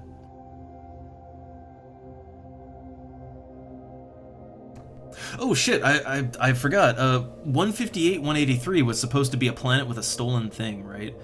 But we don't know the exact planetary coordinates. So, right, we actually have to swing by the Humna Humna at some point, because the thing said that the Humna Humna might know more, right? But what do the Humna want? They want the live long, right? I assume they're not gonna tell us unless we get them the live long. So, yeah, we might have to do that. Yeah, input, but I don't know if us Earthlings, if we can live there. I don't think so. I don't know. I don't want to log a bad planet, you know? I don't want to pay the fine.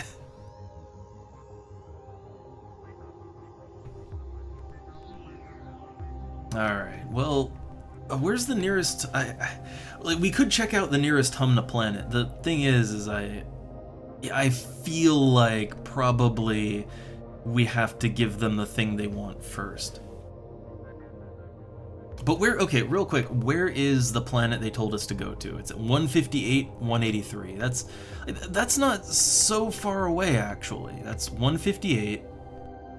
Let's see, 158, 183. I don't know about this. It's in the nebula. So right there. Yeah, 158, 183. It's right on the edge of the nebula on the opposite end of the galaxy. That is not going to be easy to get to. I mean, we saw what happens when you go into that nebula, right? We saw what happens. Things get weird and dangerous.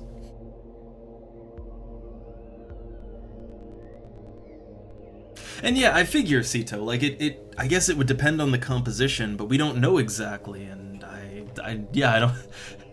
don't want to colonize I don't want to flag a planet if it's gonna be just bad, you know? Don't want to chance it. Alright, 103.77. Let's hit that one up. There's a lot of movement in this sector, and I don't think that's necessarily a good thing. If it's more things like what's in the nebula, that could get dangerous. Okay, we got a gas giant and an ice planet. Assuming there's nothing on the gas giant, let's check this one. Man, upgrading our shields to tier 5, that really took it out of the money. Like, we need to log some planets successfully, or we need to really find a good trade route or something, right? We gotta fix this situation. Alright, 108.78. Let's check that one out. 108.78. Here we go. One planet, long-range scan. Nothing. Okay. I'm a little paranoid because of what was in that nebula, right? A little paranoid about that. Like, maybe they're outside the nebula, too. Okay, yeah, nothing good here. There's a lot of planets that just aren't really suitable, you know? They don't have anything going on.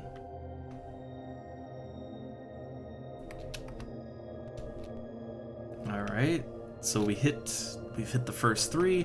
So now we're moving on to the cluster of systems at 105.75. So we've just got a bunch of systems all around each other to check out. Hopefully there's not too many planets that need examining. Hopefully. We've got movement. Now the question is, do we want to go and say hi, or... I don't know, man. I don't know. I feel like this is a dangerous part of space. So we got molten planets with no life on them. Generally, you can avoid those. I am noticing that there's some movement around that gas giant, and I'm wondering if it's another robot sphere thing like the Tandaloo had. But probably not, right? We still might want to check it out. It depends on if the dot moves, right? If it moves, then we don't want to check it out. Oh hey, looky here. So we've got a planet with life on it, but no sentience. That's the 6th planet. Color me curious, right? I'm gonna save that game real quick. But yeah, I'm wondering if the thing... Yeah, if the thing at the gas giant is, We'll check that out after we go to the planet. Man, wouldn't it... I want to see some robots out here, some space robots, alright? Okay, so this planet interests me. It's got nitrogen, oxygen. Well, it would have to have everything, right? Like, in order to have life down there, it would kind of have to be suitable. Yeah, it's perfect. Okay, we got a planet. Let's go down and have a quick peek at it before we make any decisions. But I am gonna make note of these stellar coordinates. So 105.75. So there's life. Colonizable, maybe. And we'll make more notes if we find more. New Cetopolis. Well, before we name it, let's go down and see what the planet actually looks like, because again, I'm very curious. You know, we have some kind of entity in the system around one of the gas giants. There's another ship out here, but I don't know who it is. And then there's a planet with life on it, but no sentient life, which in this game is a little weird. Like in this game, almost every planet that can support life has sentient life on it, and if there isn't, it's a bit strange, right? Like there might be some ruins or something down there. Oh, I can't disembark in space? Okay, let's check the thing out. I don't know. Right around the middle here. That looks nice, right?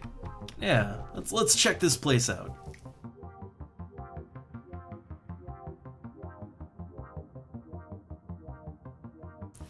But yeah, we'll see what's down here, and then we'll see about logging it and naming it. All right, disembark. It's a clear day. Green. Oh, there's green oceans, brownish rocks and dirt, with fungoid carpet life form, and there's ruins here. I see a ruin. And some other things too. What's this? Is this a nidberry?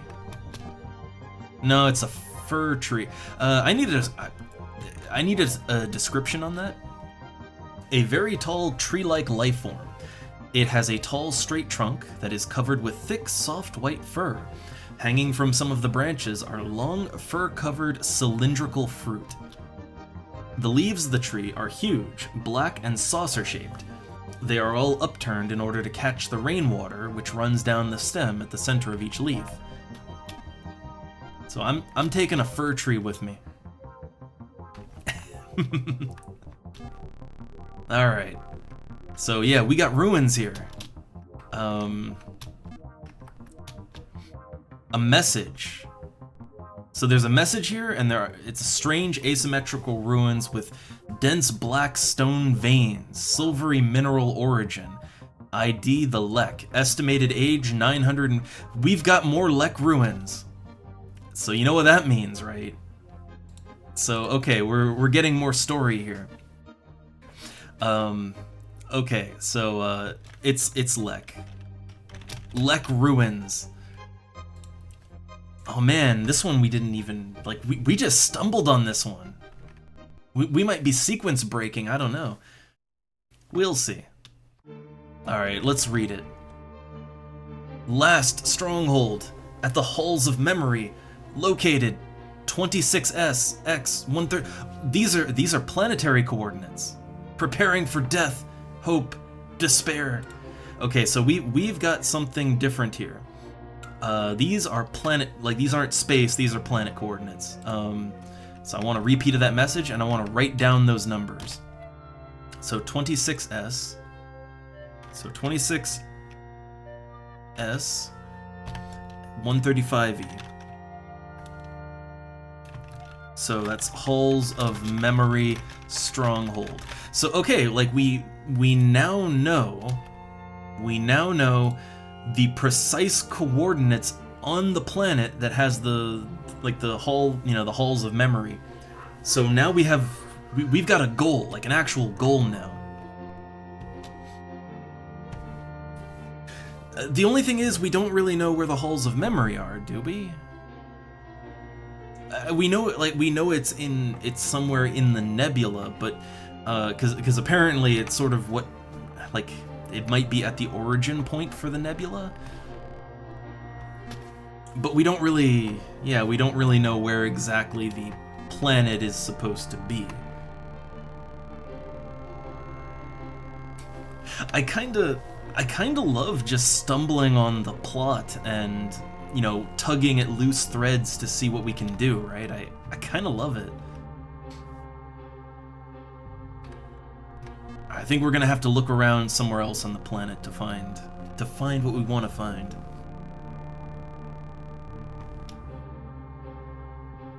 We got a fir tree.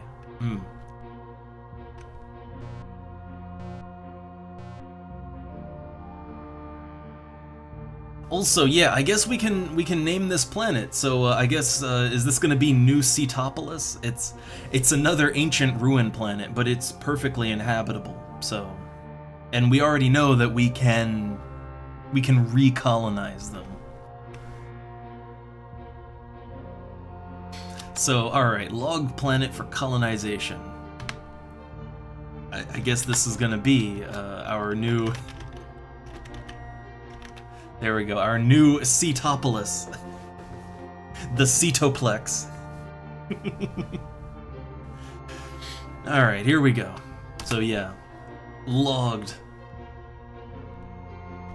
Alright, but there's more plot to be had. I'm sure of it, right? There's almost always more plot to be had on these ruined planets. So yeah, let's keep exploring.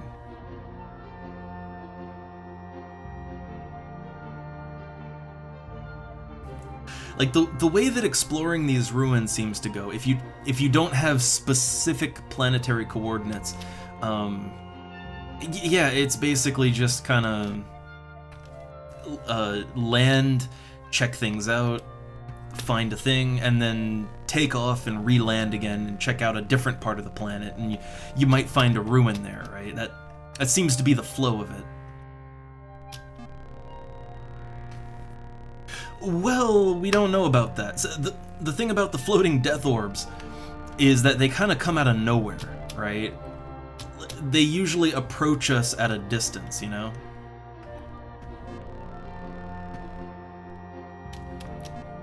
Oh, this one doesn't have anything. Oh. Yeah, it's doesn't have anything to offer us. Then that might be that might be the last one, maybe.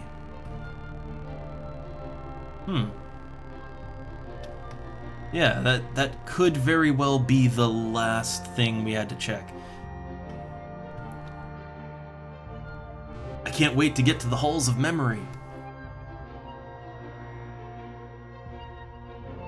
Yeah, so we've got planetary coordinates, we've got... I'm trying to think, right? Like, I mean, what do we actually need to get there? We know that it's somewhere in the nebula, right? And we also know that it connects by wormhole to something outside of the nebula, so we might be able to ride a wormhole directly to the halls of memory. Like, these are things we know, but we don't know the specifics, right?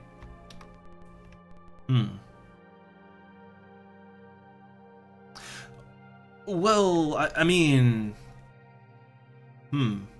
I guess yeah, we could check the coordinates just to rule it out, but I mean, it's not the right space coordinates, right?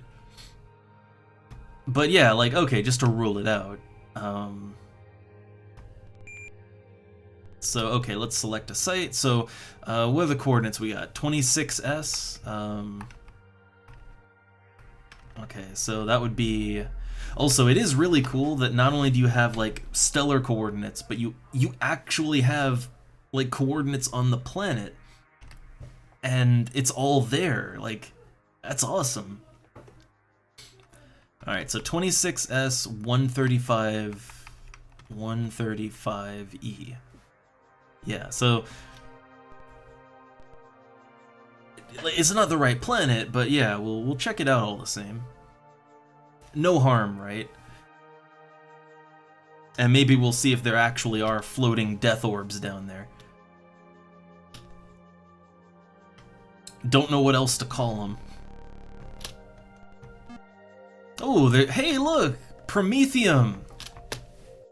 Oh, it's in these funny organic egg-shaped things. Let me just put my face right in there and get a better look at it.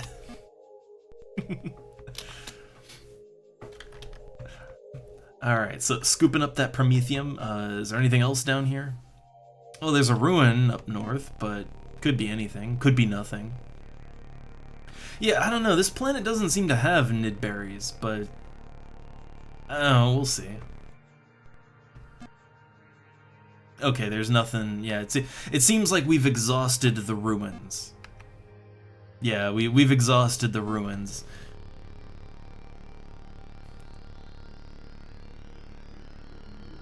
I do want to go and grab more of those berries though, because you can very directly convert those berries into fuel, right? Like the Dweenal, they just trade that shit, right? Alright, yeah, it doesn't seem like there's anything out here. Yeah, there's not even any animal life out here. Like it's just a dead planet other than some fir trees. Alright, let's get out of there. But hey, logging a planet? That might, that'll give us a little more money that we can spend on fuel or other things we need. I guess the next major thing that we want to go for is probably the good missile launchers, right? Because we've got the best engines, the best shields, so the best weapons would be the next thing to shoot for.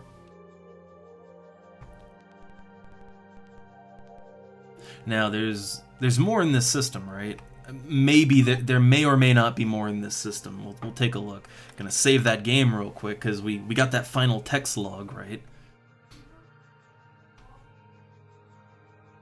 All right, is the thing at the gas giant? It's still there. Yeah, like it hasn't moved. The other ship has moved, but the one at the gas giant has not. So I mean, let's hope it's not like space pirates, but let's check it out.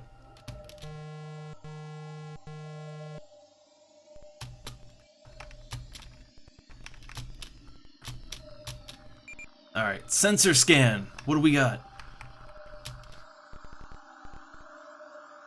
Is that the Tandaloo?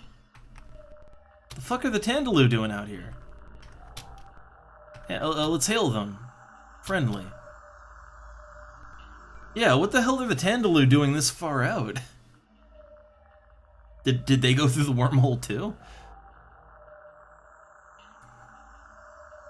Well, I'm just waiting for them. They're not responding like normal. They're not really. Normally the Tandaloo can't wait to say hi. They also normally just kind of hover around your ship. I'm not sure what he's doing exactly. Okay, here we go. So is he different? Yeah, they only want to share their wisdom. I guess there's no one important then. Huh. I thought for sure this might have been a thing, right? But I guess not. Yeah, weird. Yeah, the hell are the Tandaloo doing out here? Well, okay, I guess on to... Oh, wait, there's a wormhole here. Let me just check and see where this wormhole goes. Oh, look at that. Oh my god. I think we did. We checked the other one. But wait, is this is close to the other thing, right? Like we're at 180, 152. This is close, right? Well, 158, 183 is the stolen thing, but it's further up here, right? Yeah, it's up here, but it's not that far away actually. Like this actually puts us really close. And oh my god, we're even close to that thing, right? Yeah, we're close to the flashing thing. Oh man. Oh, we went to the biodent. Okay, then I'll check that one out again. But let's see if I can navigate back. But this is a really good shortcut right here. Like, look at this. This is a crazy shortcut. Like, look, 17. Like to go from like straight from point A to point B is 17 fuel. That saves us so much. Oh. Yeah, but okay, let's go back. Let's see if we can make our way. Oh god, there's a lot of wormholes here. Oh, no, no, no. That put us... Where did that put us? That put us in the nebula. No, thank you. Let's go out. Oh god, where am I? This is the problem with wormholes. Yeah, the problem with wormholes is that they're very wily. So it's yeah, it can be hard to navigate a system of wormholes, like super hard to navigate them. And crap, there's something out here. Please don't be the Spemen. I don't know what it is, and really I want to get out of there. So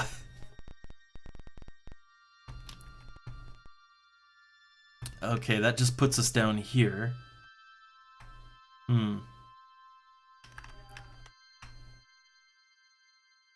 So if I go through this one... Oh god. Yeah, I'm not going anywhere. The south one? Oh, I think this is where we want to be, right? Okay, okay. Alright, so this is where we were, right? Yeah. So planet number 6 is the one with life on it, yeah. Okay. Planet 6 has life, planet 5 does not, but it's still a liquid planet, so let's check it out. Man, I love and hate the wormholes in this game. Honestly, the wormholes really, they do a good job at simulating trying to navigate something that chaotic, right? But they are really good shortcuts. Oh, we got one. Nitrogen, oxygen, water. Good G's, very thin atmosphere. It's temperate to searing. Now here's the thing, searing, I mean, that's a little on the hot side, but I think that's acceptable, right? Like, I think that's okay. I think. It's a little bit of a gamble, but I think we're alright. So, okay, what do we name this one? Noxtopia. Oh, I swear, if there's a planet with space cows on it, and we missed that one. Okay, so logging the planet. Noxtopia. We'll see if it's a good one or not. But hey, good find, right? Like whether it is or isn't, it's pretty damn close. So good catch, good catch. Alright, now let me save, and then we'll proceed to check out the other... I got a little distracted with that wormhole, but we're going to check out this whole cluster of stars. And then I guess the initial plan was to go down to the other ruin planet and get some of those nid berries, but I'm thinking maybe we check out the shiny thing, right? Or other things in that general area of space. That wormhole really opened up a lot of possibilities.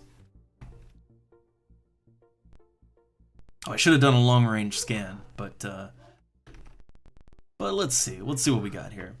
Sensors. Oxygen, carbon dioxide, chlorine compounds. That immediately rules that planet out. No. I didn't watch that much Deep Space Nine. I watched some of it, I think the earlier seasons, but it's been a long time. I didn't hate it though. I thought Deep Space Nine was okay, but I don't know, it didn't quite do it for me like, oh god, I actually liked Voyager. Okay, look, my favorite Star Trek series is Voyager. I know, but I can't help it. It was the exploration element of Voyager. That was that was some prime Star Trek exploration stuff right there. Honestly, I feel like the show's general quality kind of went down by that time. Not necessarily because of 7, but around that time. The early seasons of Voyager were the best seasons, if you ask me. Oh hey, oh, we got something new here. We have a molten lava planet that is actually inhabited. Something's living down there. Okay, well, we'll check that out in a second. Have we encountered a lava planet with life on it yet? I'm honestly not sure, and not just life, but sentient life. I don't think we have. No atmosphere. Can't work with that. They do have some metals we could work with, but don't need it.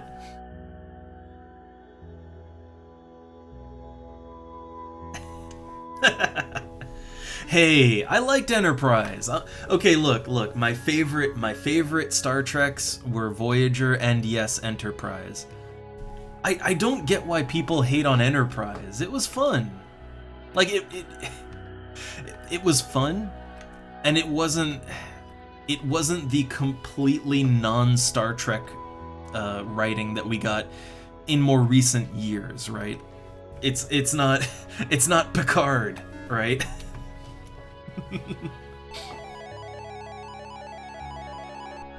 Okay, so what's on? Wait. Is that planet even like? It looks huge. What's the G's on that thing? 4 G's, that is cutting it dangerously close. So that planet is searing to inferno, violent weather. Like that is a death planet right there. High G's, violent weather, inferno temperatures. I don't know about that. Who the hell is living down there? So it's inhabited by the Dershetchi. They're an industrial age civilization. Well, let me make a note of this real quick. So this is at 106.73. So 106.73, the Dershetchi. Alright, so their economy, they have no economy, they don't trade, so that means we can't really interact with them in any meaningful way, other than we can go down there and kill them, right? Like we can drive our Mako tank around and zap them with our lasers, but that's about the best we can do. Alright, a race of flying carnivorous plants. Their policy of immediately devouring other sentient forms has kept them from being very popular. Yeah, that'll do it. That'll do it. So, yeah, it's just a planet of flying carnivorous plants. Industrial age carnivorous plants. I mean, is there any reason we'd want to go down there? I guess they might have yeah, flying plants on a volcano planet. Yeah. I'm trying to think if there is any reason we should go down to that literal hellhole. I'm not sure we can even see what they look like if we can't trade with them. That's the thing. That's usually the way that you see how they look. But like, I'm kind of curious what they might have down there, you know? Let's throw up a quick save, right? Let's throw up a save, because I'm honestly not sure that we'll even be able to survive down there. But yeah, let's throw up a save. Alright, take us down. What's a good place to land on this planet? There's a couple brown parts, right? Well, the yellow would be fine too, I guess. Yeah, let's land around there. Take us in. It's like, Captain, the ship's breaking apart! It's fine, it's fine. Alright, safe landing. So what do we got down here? You are in an electrical storm. Volcanic rocks, steaming vents, boiling pools, flowing lava, with grass-like carpet life form. Oh, isn't that nice? And there's some, looks like there's some buildings over here. Oh yeah, look, we are immediately getting injured. Just immediately. Ooh, there's a crystal sponge plant. Crystal sponge plant, that's new. A many-faceted crystalline creature with various crystalline protrusions extending upward at all angles from a spongy base. The bright multicolored light refracted by the crystals make the creature difficult to look at. Buried within the crystals can be seen small structures which photosynthesize the focused light. I mean, honestly, these crystals sound like they might be important, right? Like, this sounds like something that someone might want.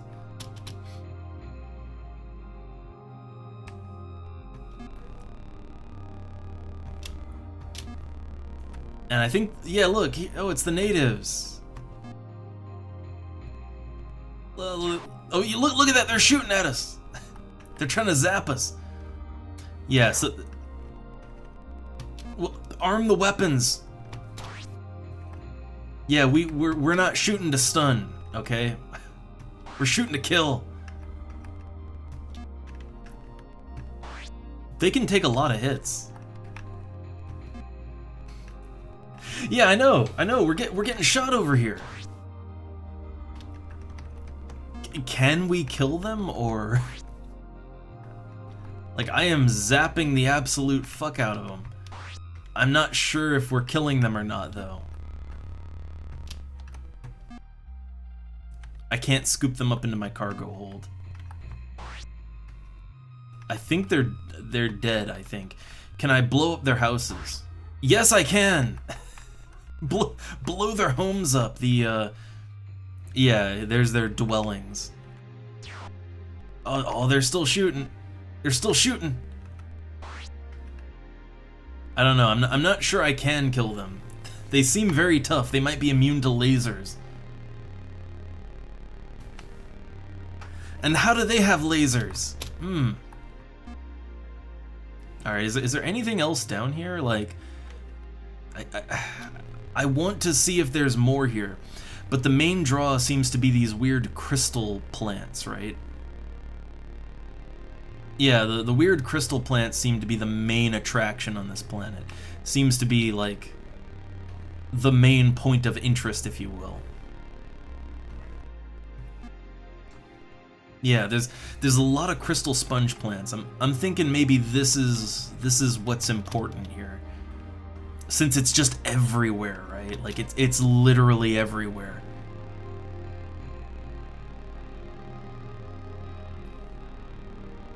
Okay, yeah, let's get back in our ship. I am gonna make a note about this, though. So there's just crystal plants everywhere. But otherwise, they are a hostile race that we cannot do anything with. No meaningful interaction. Unfortunate. Alright, let's get off this terrible planet. This planet full of death.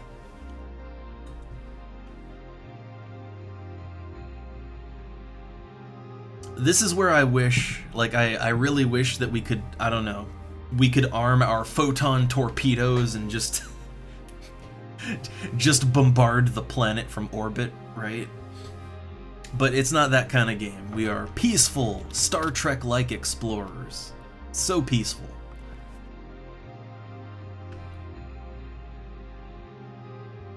Alright, I think we checked everything in that system. I'll throw up a quick save again. Yeah, we need a planet buster. That's what we need. We need a Starflight 2 modding community that can provide us with these features, okay? Basically, I wish our ship was the Lex, alright? There's a deep cut. Alright, so okay, have we hit every planet in that little cluster? So we hit those, there was that, no, I think we didn't get that one, right?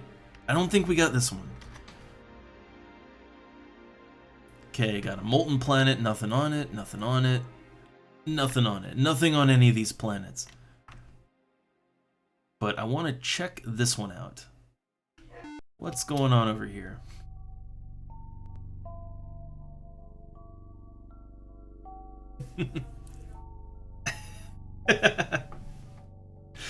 Sito.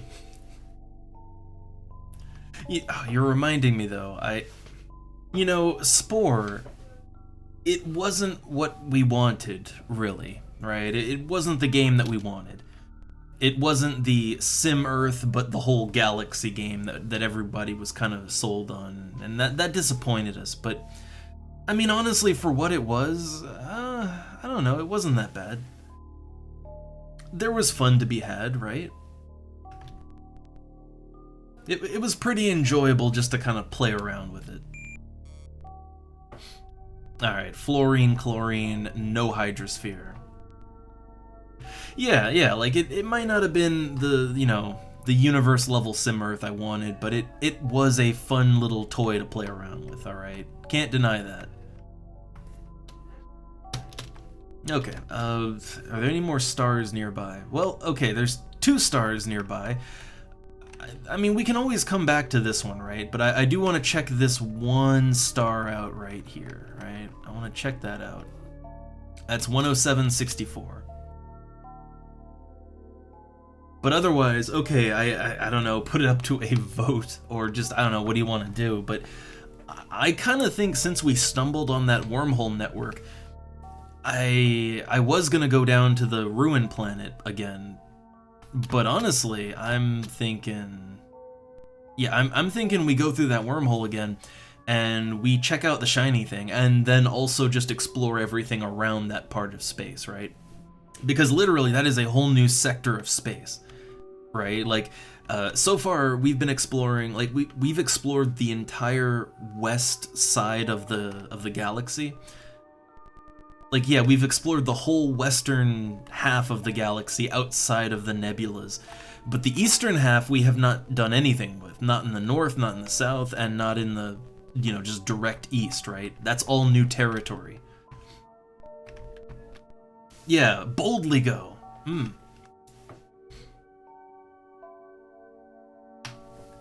Yeah, the alpha and beta quadrants are done. We gotta to the Delta Quadrant. Ooh, there's a singular ship here, so maybe there's some life too. No life on the rock planet. Yeah, so there's no life here, but there is a ship here, a singular ship. I don't know. I mean, I've kind of been avoiding dealing with aliens here, right? I've been avoiding aliens, but I don't know, we could see if they're friendly, or if the Tandaloo are just out here again for no reason. Alright, let's see. Nitrogen, oxygen, water. Ooh, do we have another... it's a little too hot, I think.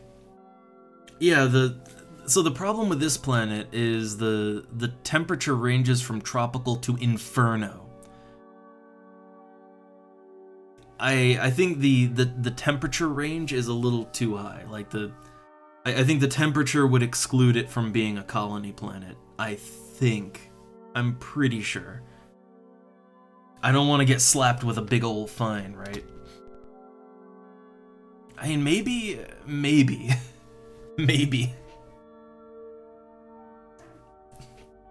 Oh, it's input guard.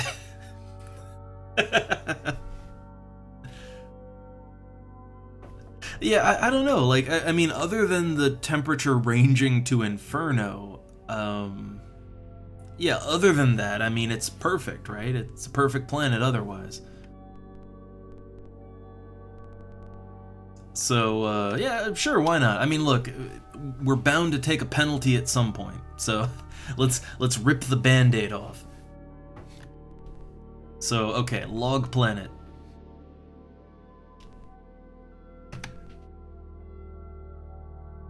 Alright, so, okay, are we final on a name here? Or, I mean, this is a very hot planet. Like, really hot. Again, I don't know that it's gonna be acceptable, but, well, we'll see. I feel like we need some kind of hot-themed name, right? Something... I don't know. It's Planet Hot Pocket. I got nothing. But... I don't know, look, I have my doubts if this will even be colonizable. So we'll go with input guard for now, maybe, right? Ooh, Gerudo Valley. Yeah. Oof. We'll save the input guard for another planet, because again, I'm still not I'm not convinced on this one. So it'll be Gerudo Valley. We'll see if it works out. All right, we'll see. So, there is also the matter of something in this system, right? Yeah, there's something in the system to the north. I feel like it's a real bad idea. Okay, let me save, because we just logged a planet. But, let's see if they're friendly, right? Maybe it's just the Tandaloo, right? Maybe the Tandaloo are just out here.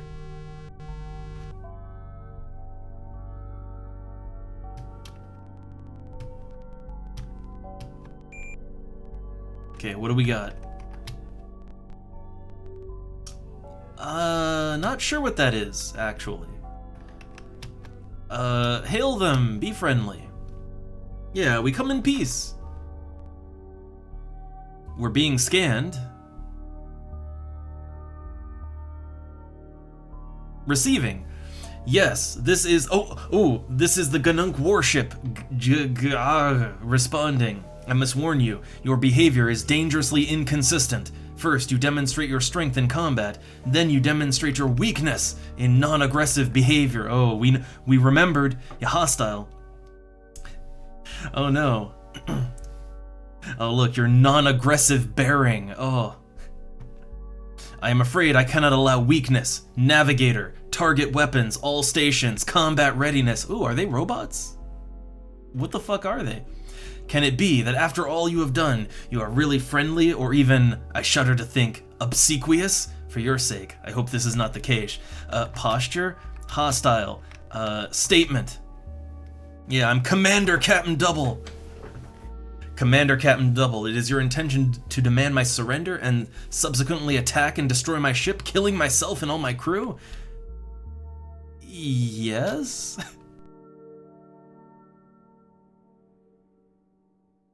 That's what they want, right?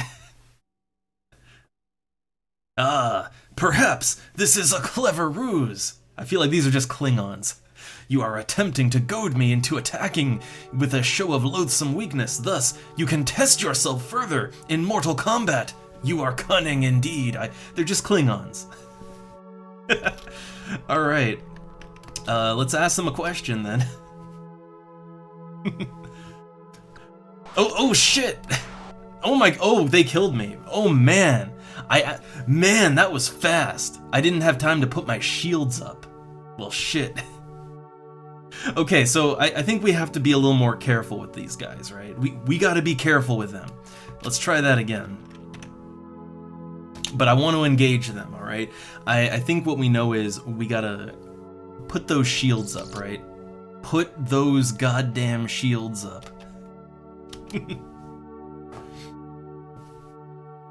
Yeah, okay, so when we deal with these guys, I guess we don't want to make them attack us, right? Like, not outright, but we want to, you know, appear strong and threatening and powerful, right? Like, they like that. So, so raise the shields, arm the weapons,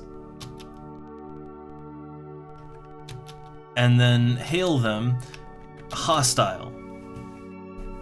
Okay, let's see if this works out better. At the very least, our shields are up. We acknowledge your hail, ISS Awesome. You have demonstrated the survivability of your species. Now, you must surrender. I am Dominant Group Master Onga of the Gnunk. Okay, yes, it is my intention. Okay. So, I guess ask them, can I ask them a goddamn question about, general info? Gnan Shigar, she, it, who eats, is teacher to all Gnunk. She/it who eats. Okay. Gain Shigar is life and Gaan Shgar is death. She, it, is the most powerful force in the universe. She, it, is change. It is the dream of every Ganunk to someday meet Gaan Shgar and fight her, it, to the death. These are, man, you gotta have your Klingons, right? You gotta have them. Okay, well, good to know, right? What do they know about the past? Do not ask us of the past. To look backwards is a perverse and evil use of intelligence. Pursue the future. Pursue change. Ganan Shagar runs just behind us. If we stop to look back, she/it will catch us and eat us. Can you not hear her, it, behind you now? That's an interesting way to look at time and space. Well, they didn't like us asking about themselves. What about other beings? Sita. Alright, all species fall naturally into one of three categories. Ganoon, Ganunk, and Ganache. Ganache. Depending on their relative survivability. Other types of distinctions are trivial and unimportant. So they don't seem to like... Okay, trade. What about trade? Of course, we trade only with Ganunk or Ganache. Or our homeworld, Gaaresh, is a testing ground. Only those who can survive to get to our trade center are worth trading with. With Ganoon, we do not trade, we take. Needless to say, we do this out of compassion to make them stronger. I like these guys. Enough talking, why talk when there is fighting to be done? But they're not, okay, huh. Alright. Okay. Well, we had a positive interaction, I think. That was a positive interaction. I think having our shields up and everything, I'm pretty sure that drains our energy. So shields down, weapons down.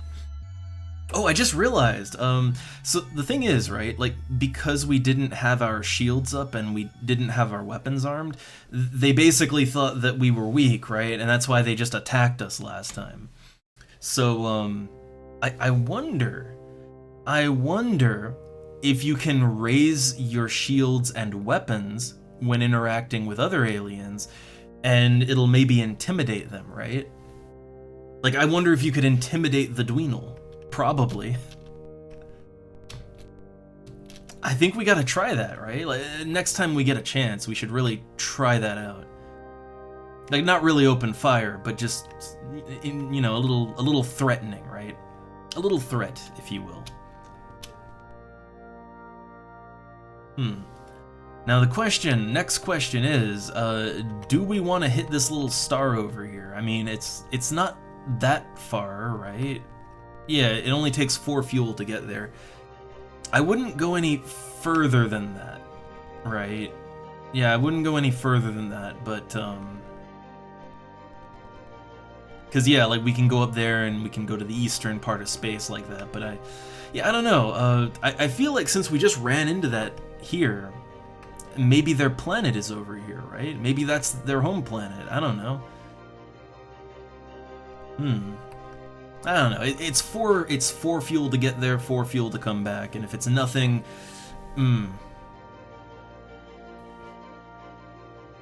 yeah, I don't know. Like, the thing is, we can always swing back around that way when we go through the wormhole, and it is like, it's 8 fuel to go there and get back, so yeah, I'm thinking we just go north. Let's check out the eastern part of space.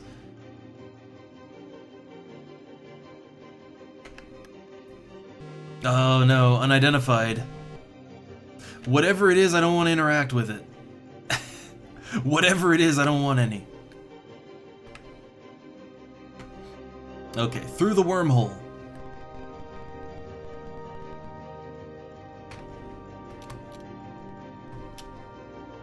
Okay, so from here,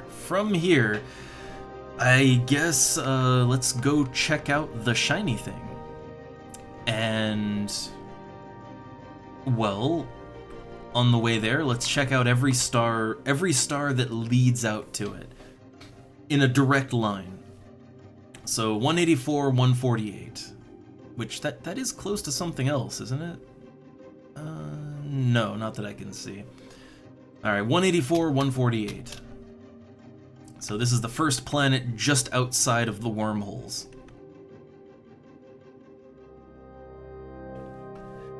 Oh man, look at it. It's on the border of the nebula. Okay, we've got spaceships out here. Again, spaceships, that's always a...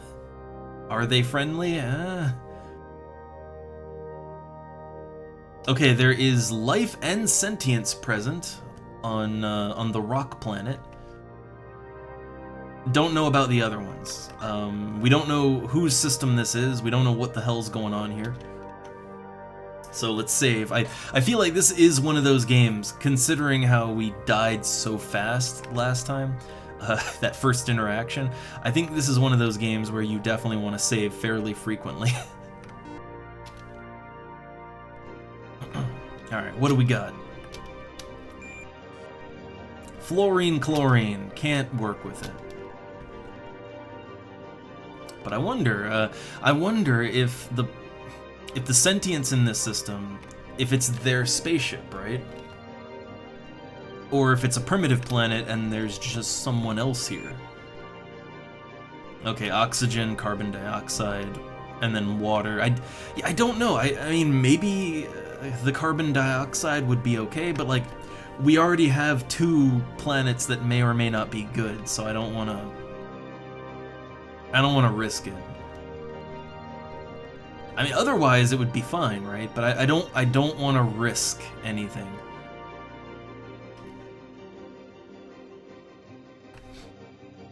All right, what do we got here? So, whose planet is this?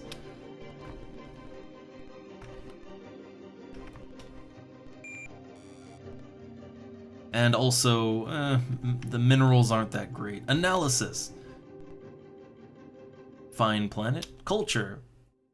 Ooh, new race. It's the Eruieo? Their tech is metal era. Oh, they're metal. My people. So, moderate population, the economy is level. They do bargain, so we can trade with them. A race of very tall, slender, hairless bipeds. They spend the greater part of their time in a waking dream state with the use of dream grids made by the Arla. Ooh! New tool! So we can get the Field Stunner.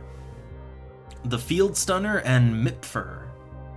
Let's make a note of this, alright? So this is coordinates 184, 148.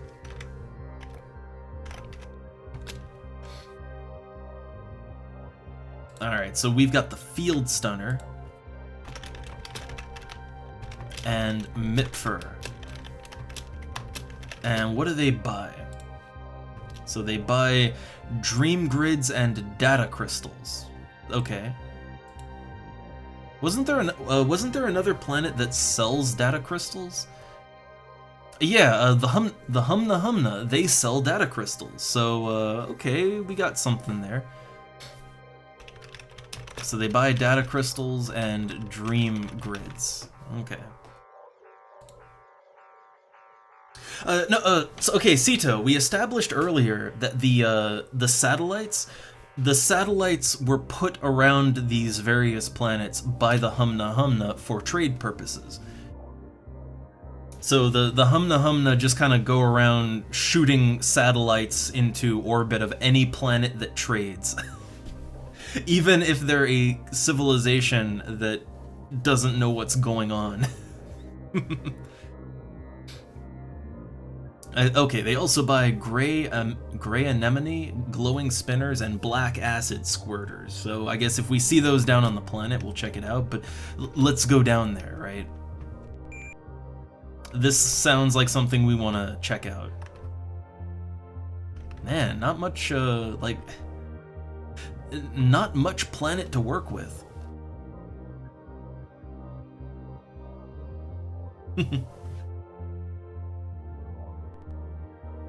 I mean, I get why, like, you know, the Humna love trade, so they just, yeah, they set up trade buoys like everywhere, right? But I kind of wish the satellites were like a, you know, something put there by that precursor civilization, right? I feel like lore-wise that would be more fun. But I don't know, I guess the Humna are just crazy traders, so I get it.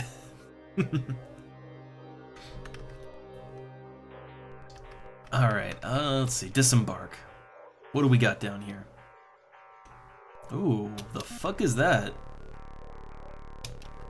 I haven't seen that type of thing yet. Approximately the size of a small bird. This is a legless plant creature with green leafy wings. The creature's body has no discernible head, but it's dotted with tiny, inefficient eyes.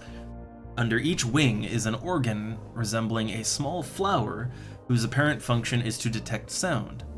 As this creature flies, it makes a soft purring sound. Can I scoop it up into my cargo hold? It's moving very fast. It's a plant bird. I have like a whole alien zoo in my ship. Like at this point, right? Okay, what kind of minerals we got again? Copper. I'll pick some of that up. And I think those would be the native wild, or not native wildlife, but the, you know, the native sentience. And this would be a black acid squirter. So yeah, they buy those here. Let's go ahead and scoop some of that up. The thing is, right, all this, like all of this travel that we've been doing, it's very fuel intensive. Like we really are burning through fuel as we explore the galaxy. So yeah, we want to trade and get more fuel wherever we can. And also hope those planets that we logged, hope that they actually are colonizable planets and that that's gonna pay off, right? If that doesn't pay off, then we might have some issues, right? I guess what we could do is we could always go and like we could always farm up some nid berries, right? I mean, we do know that the Dweenal will definitely take those nid berries, and they will definitely give us a very hefty sum of shinium fuel in exchange, right? Like, they give you a lot of fuel. Oh shit, it's the death ball! I think that's the death ball. Yeah, it's a large sphere of blazing energy.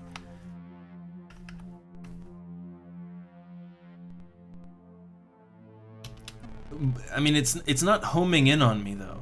They usually home in on me. They don't seem to... Like, it's not really doing much. You can't scoop it up into your cargo hold, though. You cannot do that. Man, I really wish that you could scoop up the natives and put them in your cargo hold. You don't know how much I wish we could do that, right?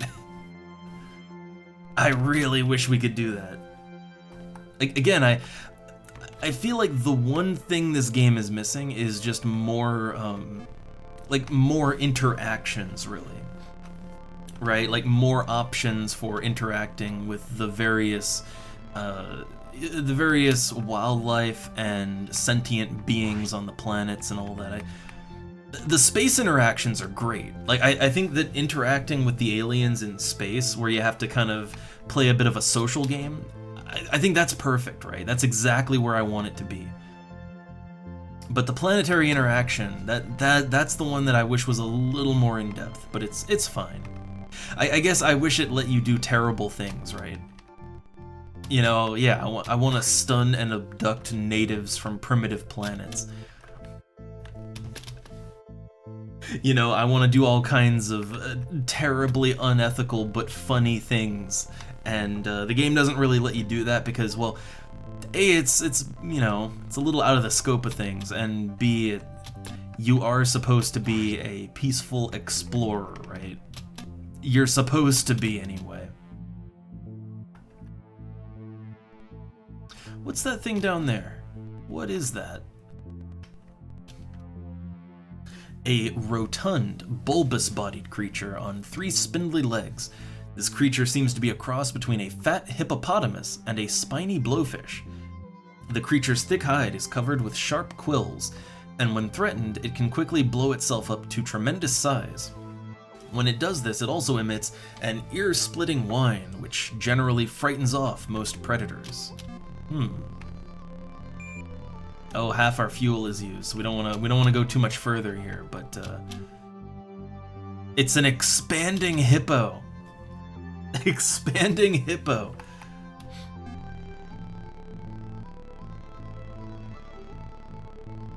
All right, let's drop all this junk off, and then I'm trying to find a trade post here, right?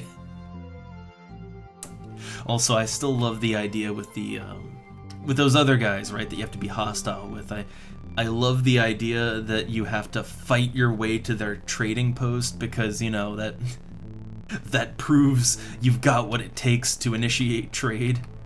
Again, they're kind of like, I don't know,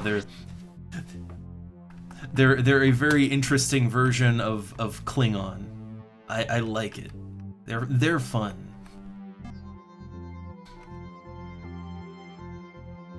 Not seeing anything, but we need to go a little further out for the terrain to update. There we go. Oh, no outposts. I need an outpost.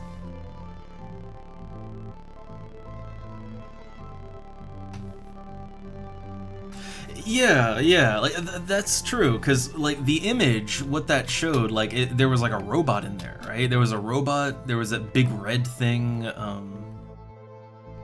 yeah, it seems like they are multiple races under one banner. So kind of I guess sort of an XCOM situation, kind of.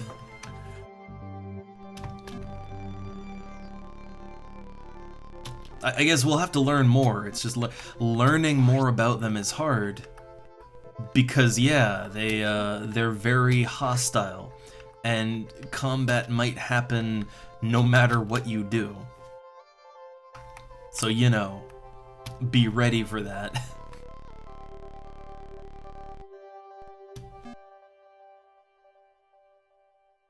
Yeah, there are no trading outposts anywhere. Like, nowhere that I can see.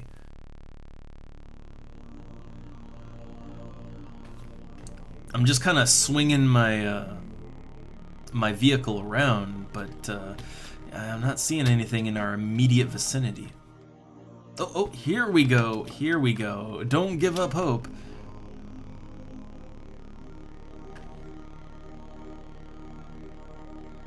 Okay, should be coming up on it. There we go. Adorable little buildings, too. So what do these look? Oh, that's what they look like. Huh. So this is... I don't know what to make of that. Huh. Floating, drifting, we pass one another, we exchange items, out of the darkness, into the darkness. It is all the same. Do not be deceived by form. Huh. Yeah, I don't think I like it. I don't think I like this. But, oh hey, they buy my platinum. Well, that's nice. I just want to get it out of my inventory. Alright, well they take it for $350. $288? Look, I still want to get the best price I can possibly get, right? Okay. That's as good as it's gonna get. I'm hoping we have enough money to buy the thing they have. Alright, 107. What about 130? 118? How about 120? Okay, yeah, they don't like to haggle so much.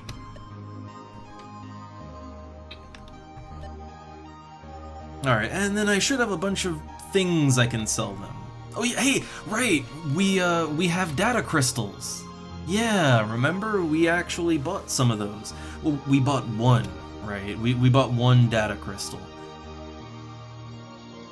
So they'll buy it at 123% STV. But I want more. About 1,920. Okay, there we go. There we go.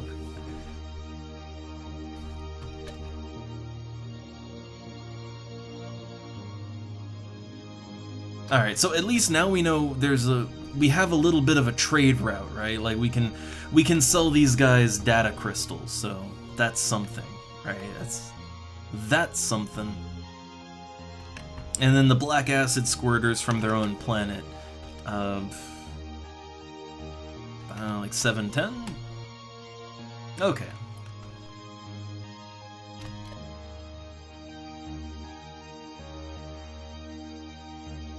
Man, my item list is getting kind of long now. Alright, so I think when we sell everything, we'll have over 50k, which is good, but I don't know how much these items we want to buy, like how much that's going to cost exactly. Alright, try to go up to 800. 750? Like, yeah, these guys really don't do the haggle very much, but they do it a little bit, right? Alright, so the field stunner, I don't even, the problem is I don't even know what it is, right? Like, what does the field stunner do?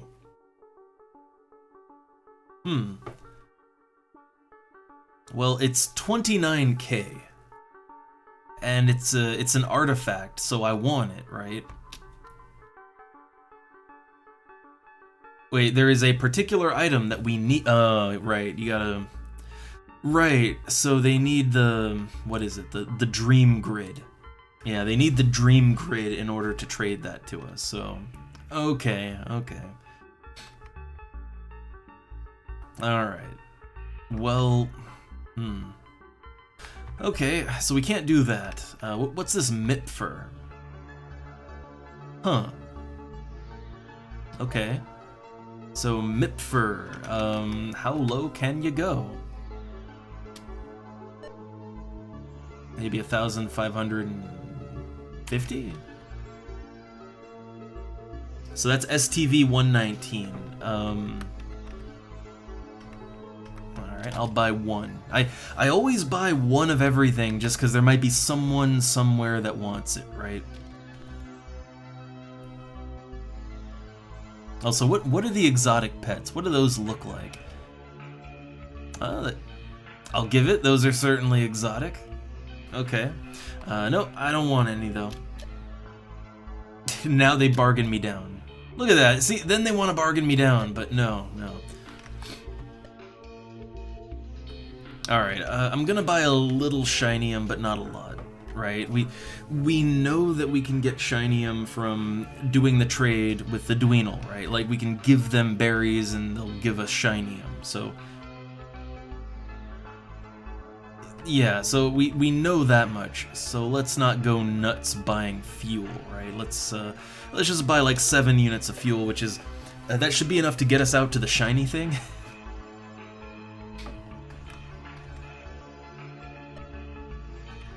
Like, that's enough to kind of get us moving, you know?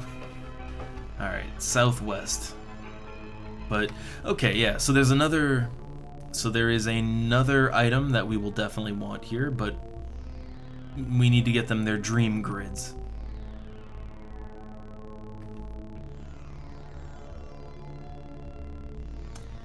So, the shiny thing, though, that shiny thing, again, we're gonna hit every planet on the way there, but yeah, I feel like we're on to something.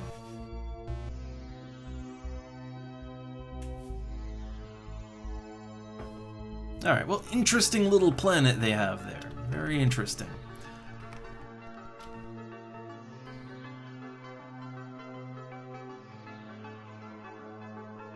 Alright, back out into the galaxy map. Alright, we've got 72 energy, which is, you know, we are getting a little low, but we're okay, right? We got fuel enough. Especially now that we've discovered this awesome wormhole network, right? Like, that shaves so much fuel off of our journey. Alright, so 198, 154.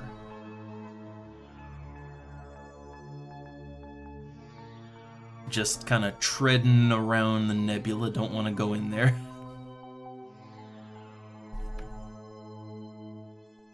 Alright, 154, and then we just keep going east. Alright, and east. There's a lot of motion happening out here. Again, that makes me nervous. There's a lot of very not friendly aliens out here, you know. So there's something on the planet, like not you know, let me save. Yeah, there's nothing down there as far as I can tell. But there's something around the molten planet. Could be anything, really. That's the fun part. It could be anything. So yeah, let's check it out.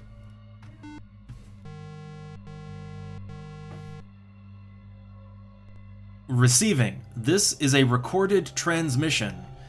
Oh, okay. So it's not a it's not a ship in the conventional sense. All right, we've got a recording. What is this? This is a recorded transmission. Okay. Is this like a? It doesn't look like the thing that the Tandaloo had. I wonder if it's another thing like it. Yeah, let's respond.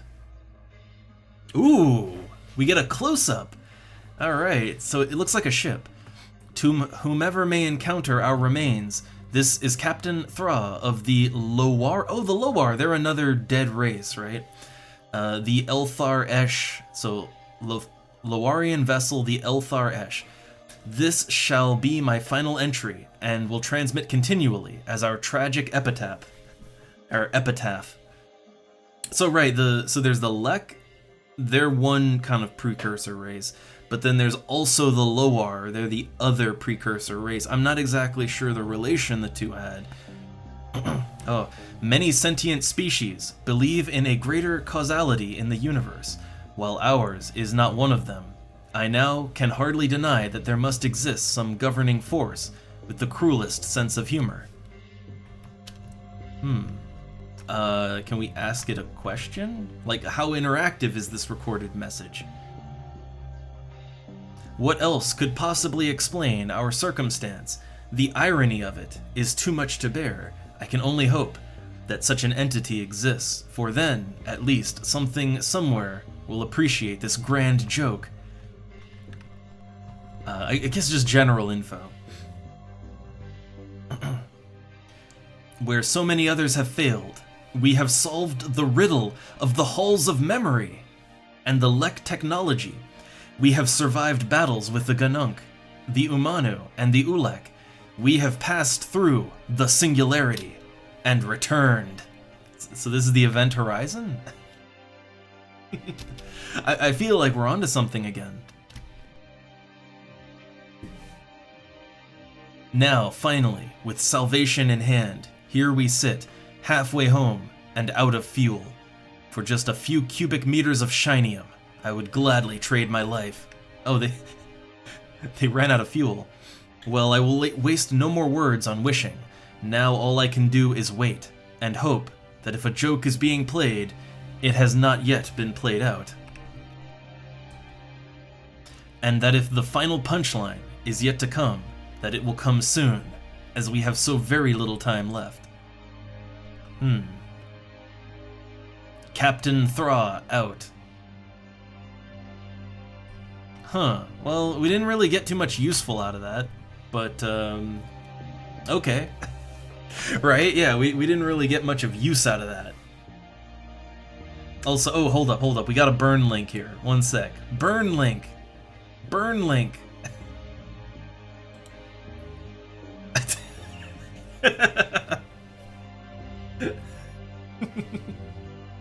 Oh, nice. Nice. Very nice. Very nice. Very nice. Alright, alright. Back in.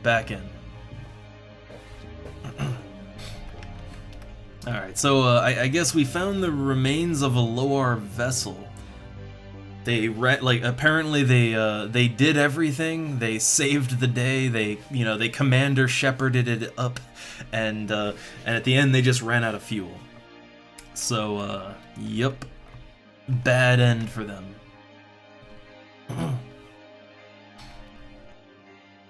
I wonder if I could blow it up. I kind of wonder if I could blow them up, but I feel like come on, right?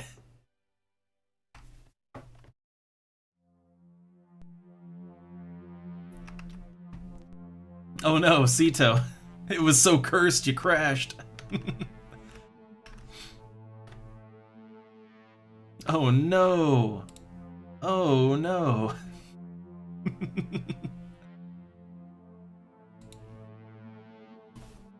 Alright.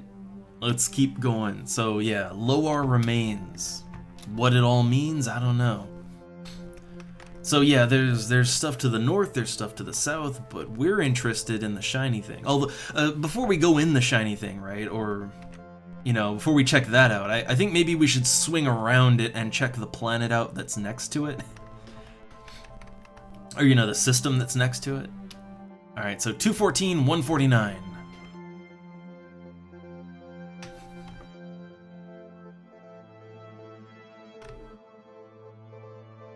Alright, so... Oh, hey, it's been a while since our Dweenal spoke up. He's so thankful to be here, even though we hate him.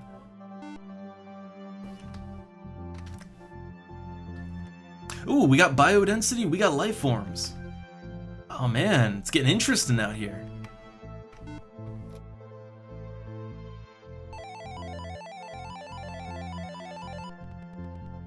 Okay, so what is this? Culture. The Zer, the XXR. Let me make a note of this. So, this is another race we can't do anything about, right? So I'm making notes here. 214, 149. So 214, 149, and it's the XXR. So they're a Metal Era society, they don't trade, so I assume they're hostile. A race of extremely large, silicone-based tripeds. Constant aggressive displays are an important part of Zer culture. Trading potential, none. Okay. So they're silicone-based, so they're robots then, right? I'm very curious to see what's down there, right? I know we want to get to the shiny thing, but I am very curious to see what's down on their planet, right? Obviously, we won't be able to interact with them in a positive way, but maybe they have some minerals or some special animals or something, right? Like, there might be something of interest down there. I guess my understanding of silicone-based then is a little off. I always thought silicone-based was basically another way to say that they're non-organic. At least that's how sci-fi generally tends to treat that.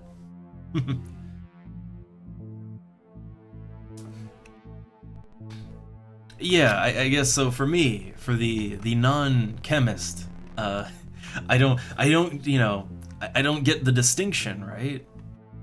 Like, isn't that basically, yeah, non-organic?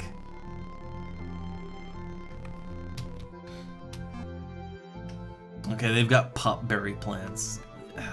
Nobody wants popberry plants. Nobody wants those. And they just have some minerals, which I'll scoop up, I'll take them. But I can't really, yeah, I can't really do anything with these guys. I can't interact with them meaningfully, because they're hostile.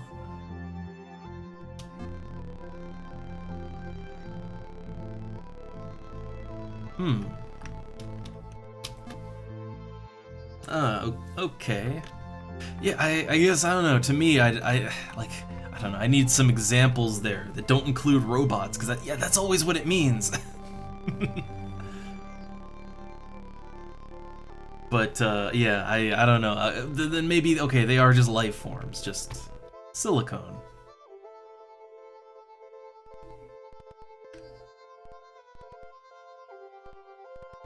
Or silicon, or I don't know if there's a difference there.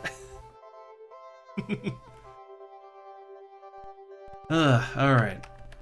Let's go back up into space. I don't think there's anything to be had down on this planet. We can do violence on the natives, but other than that, yeah, not really much point here.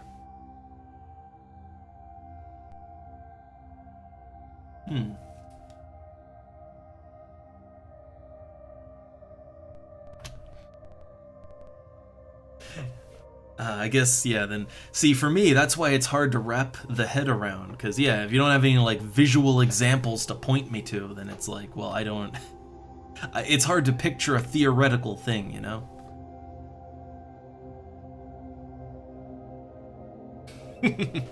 I feel like that's every episode of The X-Files. I don't remember it, but it was cool. You know, I went back and I watched the first episode of The X-Files again recently. And it's not nearly as good as I remember it. It's not bad, but yeah, it's rough. I don't remember it being that rough.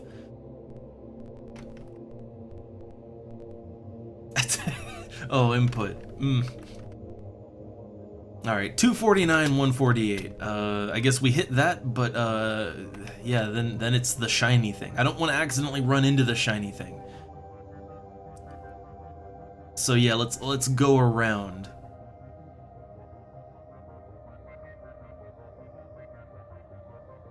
And we are burning through that fuel.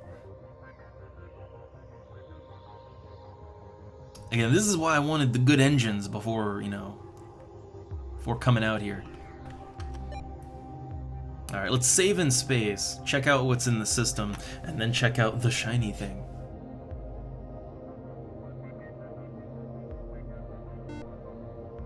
Alright, so this system is right next to the shiny thing. What's here? So there's some blips in space. Okay, got molten planet, and then a rock planet. None of them have life on them. None of them. I'm kind of curious to see who exactly is out here, though, right? Like, what? Yeah, who's here?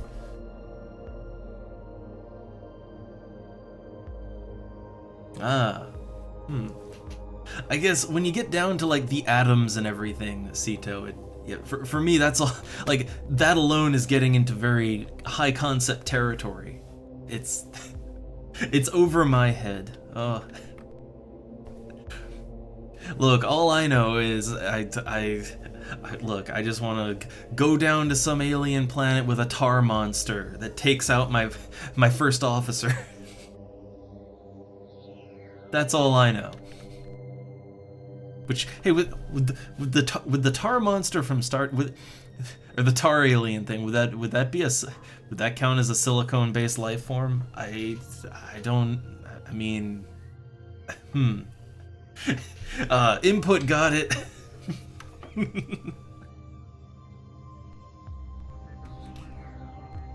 All right, let's see what we got here.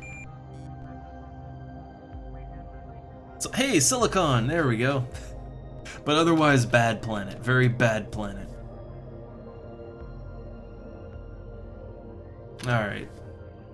Okay, I wanna engage with the natives here. Like, who is out here? Who are these guys?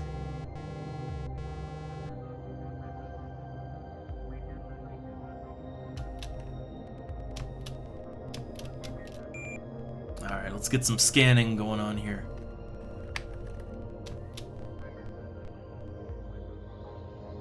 I forget that one, Sito. Also, ooh, we got some new aliens, I think. I don't recognize this.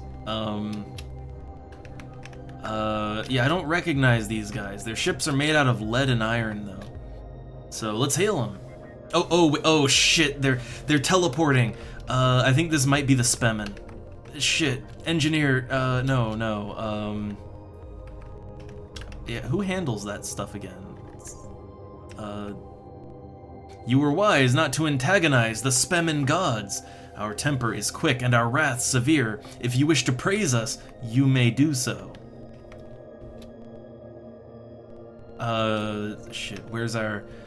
Who handles the weapons? The Dweenal is going nuts. Raise shields, arm weapons. I mean, the Spemen just attack, right? Yeah, here we go. To help you overcome your guilt for wrongfully mistreating our great Spemen ancestors, we demand a payment of 1/4 your shinium. Do you agree?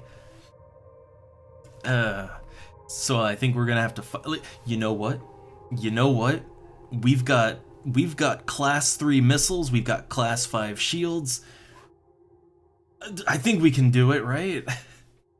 Maybe? Alright. So we're gonna say no, and we're gonna fucking do this. Well, they didn't just insta-kill us, right? We're not just instantly dead. Oh shit! Combat. How do I combat? Hit spacebar to fire weapon. Pew! Pew! Pew! I'm shooting my missiles! I can just spam these things. Nice. Oh shit, the problem is they teleport, right? Yeah, they teleport and their weapons go... Oh shit, their weapons just annihilate my shields. Game overed. Oh man. I mean, I fared better that time, right? Let's get back in. Like, I definitely fared better against them, right? Ugh. So, our shields are okay, but the problem is they have a weapon that just tractors onto you. And also, it's really hard to hit them. No, dead. Okay, let's check out the shiny thing then, right? There wasn't anything else in that system. So 244, 149. So how's that shiny? Okay, here's the. Oh, this is the shiny thing. Commander, the ship's hull is under terrific pressure. If we're in danger of sustaining major damage, our energy stores are being drained at an alarming rate. If we apply full reverse thrust, we may be able to back out. Shall we attempt escape? Ooh, it's ripping us apart. No. Get in there. Warning, we're proceeding through the anomaly. Please confirm, go through. I should have raised our shields, shouldn't I? Ooh. Hull destroyed. Crushed. Okay. Let's try that again, but maybe raise the shields, right? Maybe if we raise the shields, we'll be able to get through. Because I got the best shields. Now, I don't have good armor, though. That's the thing, right? Maybe you need good... I wonder, maybe you need really good shields and really good armor? Because, yeah, I got no armor, right?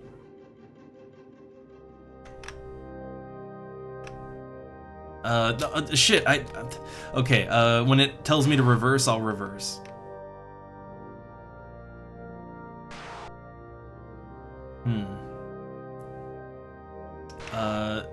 So, yes, attempt to escape. And now we're being attacked.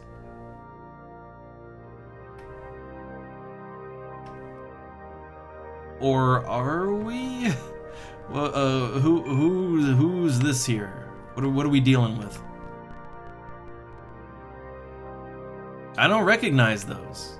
I don't recognize them at all. Hail them. Yeah, I don't think I've seen these guys, right? So we come in peace. Yes, Commander Creature, Captain Double. Received and understood. Your transmission we have. Have names in the same sense as you. We do not. But refer to me as Strobe, you may. Extend the greeting of my gender, of my species, I do.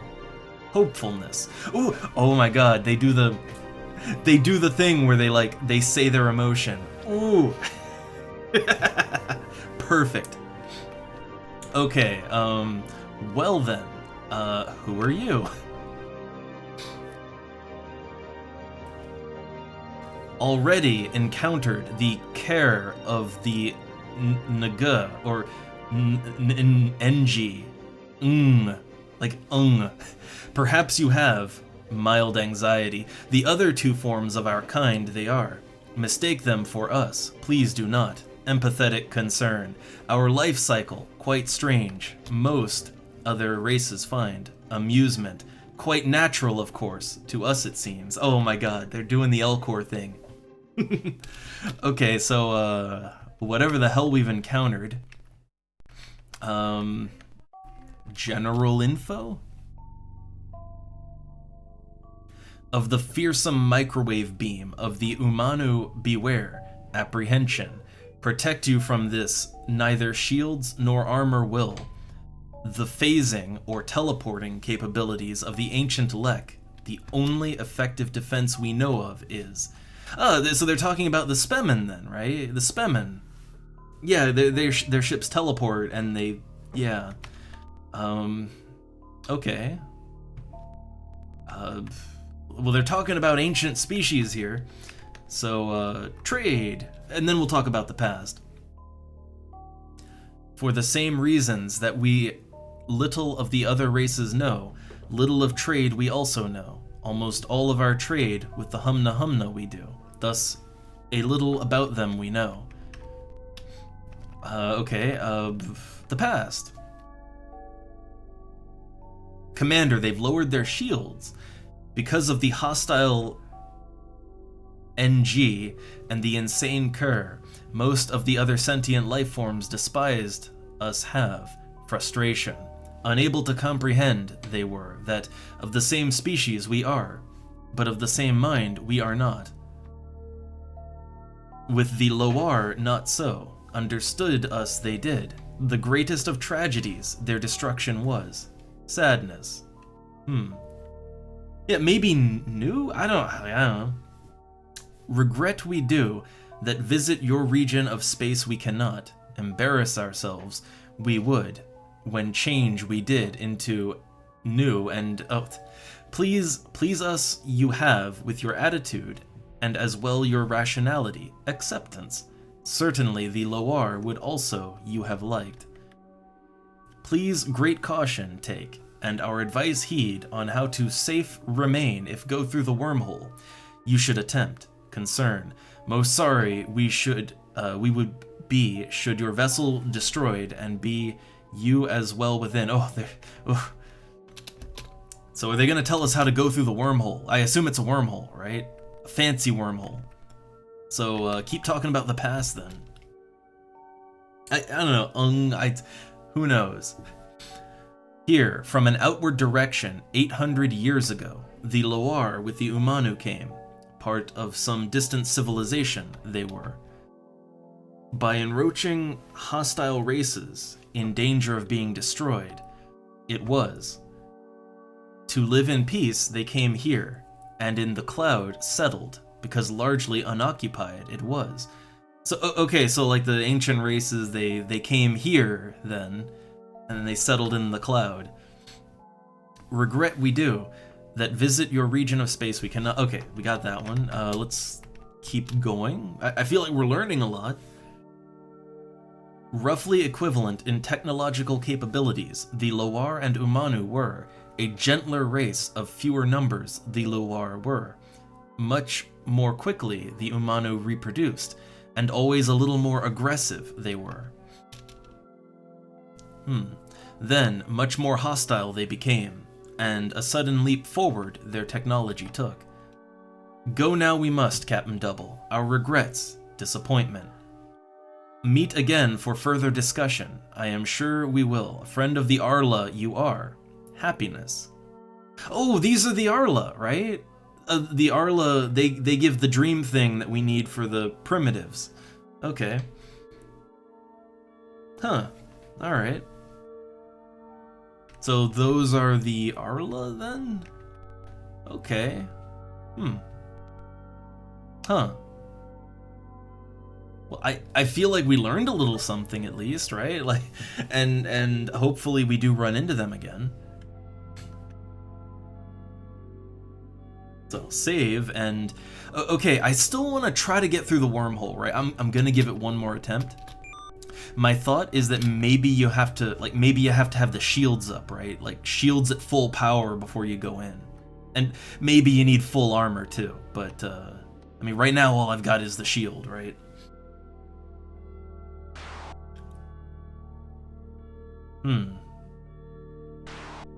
Yeah, so energy stores are being drained at a rapid pace. Okay, we'll give it this one more try.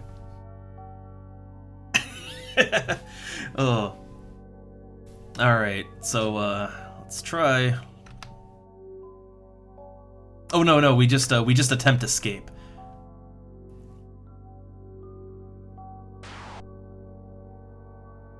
Alright, we do not want to attempt escape, we want to give it our all, right? Oh look, I'm noticing, yeah, see the shields are kind of going down. Yeah. Attempt escape? No.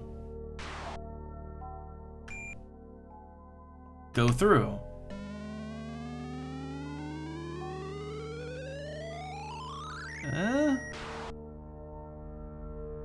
Commander, from our analysis of the local stellar formations, we have determined that we have somehow traveled back in time. Oh, it's gonna be one of those episodes of Star Trek. Oh shit, that drained my energy completely. I have no energy left, but we're back in time now. Yeah, look, stardate unknown. Yeah, no, oh shit. Oh boy. So the wormholes, right? The wormholes are still there, but the big ass nebula is gone, and there's a lot of stars out there. Yeah, so it looks like the smaller nebulas, right? The smaller nebula clouds are still there. But yeah, the big green nebula's gone. Like, that's just not there. Yeah, I think maybe we're not ready for this, right? I think maybe we aren't ready for exploring this final frontier just yet, but man. Oh man. So I don't know how far back we went, but well, I mean, wait, like, didn't they say that like like all the Lek ruins are nearly 1 million years old, right? And like, didn't they say that like something happened with the Lek and that caused the nebula when they kind of, you know, when they went extinct? So I think we're way far back. And oh man. So all the normal systems are still here. But so okay, we can actually explore the area in the nebula now, and I assume there'll be new stuff there, but oh man, what if we go back and I mean, would okay, would the Dweenals still be on their planet here? Would they exist yet? I mean, I assume if we go back to Starport, there'd just be nothing there, right? Like, this opens up a whole fucking thing, right? Like, this is a whole ass can of worms here. Like, think about it, right? We could go back to all the places we've already been, and I mean, they might be totally different now, because, well, you know, events, right?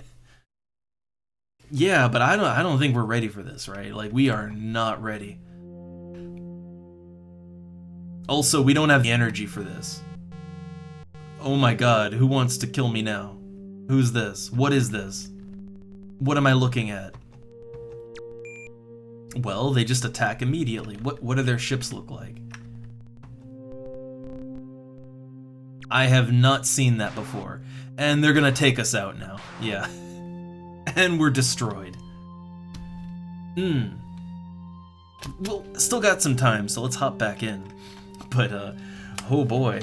We've got time travel, and this opens up so many possibilities. Like, it's like a whole second galaxy to explore. But yeah, no, that's, that is stuff for later. That is most certainly stuff for later.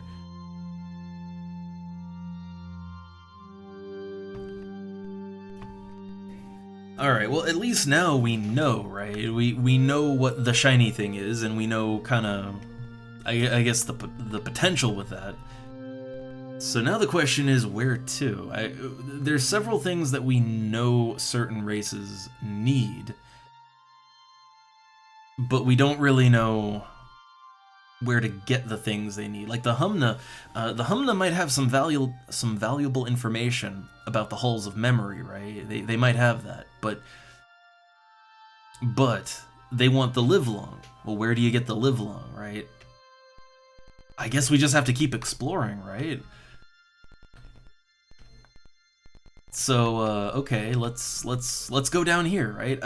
I guess there's a couple ways we could explore, but I'm thinking we swing south and then try to hit the planet with the Nidberries, you know, try to do that. So, okay, 246, 124, next destination. We're getting... yourselves identify, curiosity, non-offensive manner, unfamiliar to us your vessel is, and ascertain your attentions we must, wariness, Arla of the NG, Cur Arla we are, if peaceful you are, then peaceful also we are. Well, okay, so we've encountered them, we know them. So for some reason they like to hang out by the wormhole, right? So I assume they have something to do with it. Alright, I kind of lost track here. Okay, 246, 124. Man, there is a lot going on with that space, right? Space is big, and man, there's a lot happening. Okay, like my main goal was to get to the Hall of Memory and all of that, but I mean now we kind of have a whole other fucking thing, right? Like I guess that's a mystery for later. For right now, I guess the Hall of Memory, getting to the Hall of Memory should be our main deal now, I think. And to get there, I mean, we know the Humna might have information about a stolen thing. And the stolen thing, I mean, if we can deal with the stolen thing, then like I think the like the weird satellite robot thing that the Tandaloo have, if we solve their problem, maybe it will be free to speak to us about other topics, right? And maybe that'll get us closer to the Hall of Memory. Or I think the Humna might also know where the Hall of Memory is, right? But the Dweenal, they've got the key to the Guardian satellite for the Hall of Memory. It's a bit of a twisted web of things, right? A twisted web of aliens needing things, and we need things from them, and we just gotta make it all fit together, I don't know. But the more we explore, the more options we find, and my notepad file is growing larger and larger. Alright, so destination, 216, 117, and there's a whole cluster of stars I want to check out.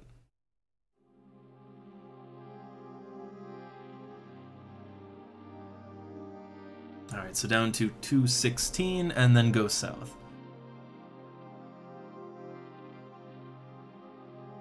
Our fuel is, like, that energy is getting low, but we have money, right? We've got money, so if we need to buy fuel, we can.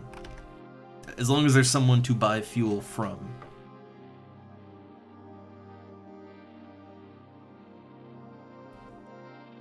Ooh, that rock planet has 100 mineral density. Like, I kind of want to check those. Well, I want to check that one out specifically, but I kind of want to check the 100 one out and see if it's got any good minerals. The minerals don't sell very good, except gold. Gold tends to be accepted in more places than anything else, which makes sense, right? This planet doesn't have anything good. Nothing good. The density's not bad, but no good actual minerals.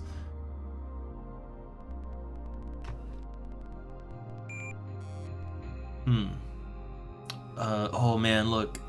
They got oxygen, but yeah, it's not perfect, and the hydrosphere is none. So this planet has lead, promethium, and nickel. But none of those are really ones we need.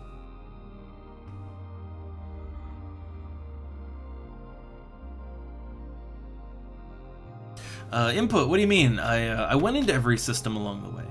I went into them. Yeah. Like, we hit the one near the shiny thing, and we went down here, we hit that one, but there was literally nothing there. It was just, it was a star. Like, there was just a star in the last system with no planets, and the long-range scanner didn't pick up anything, so nothing I could check out. Like, maybe there is something in those systems, right? But I might not have the tools to discover it just yet. That's the thing, right? Like, there are more options. You have more things you can do. But you gotta get the tools, right? And to get the tools, you gotta trade with the aliens and give them what they want. And it's actually kind of challenging in that way. Alright, 203-106. Yeah, we need to acquire more fuel fairly soon, though. Like, fuel is gonna be a concern. And they're not teleporting, right? The main thing I look out for is if they teleport. If they teleport, that means it's the Spemen, and, I mean, really, you don't have any option if it's the Spemen. Okay, we don't need to talk to these.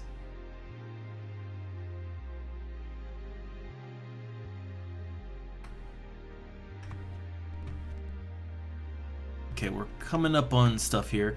I guess start from like north to south, right? So 197, 110. Probably the best way to do it.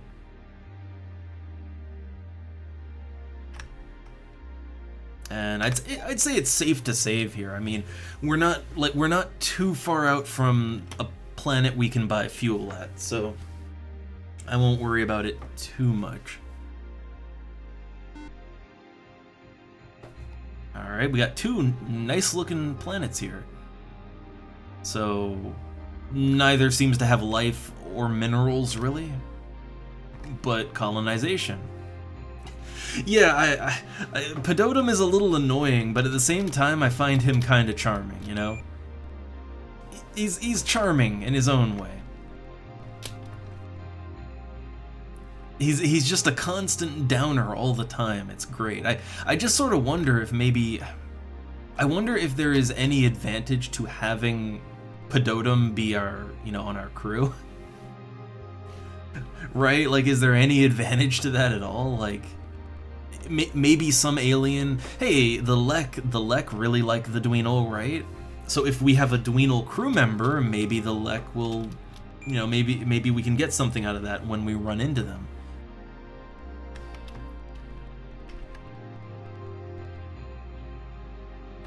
Alright, nothing to see there. Okay, next planet is 200-108. Man, he's just never feeling good, ever. Okay, we got a liquid planet and a gas planet. Nothing of note.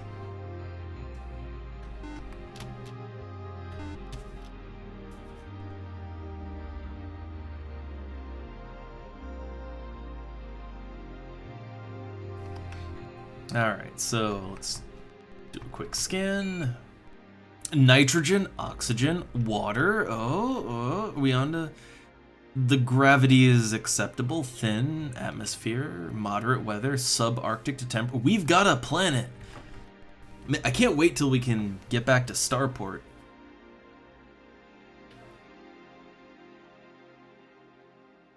Okay, so alright, so this one maybe can be input guard. This planet seems fine. I don't really see any reason why it wouldn't work, right? So here we go, log planet. Input guard.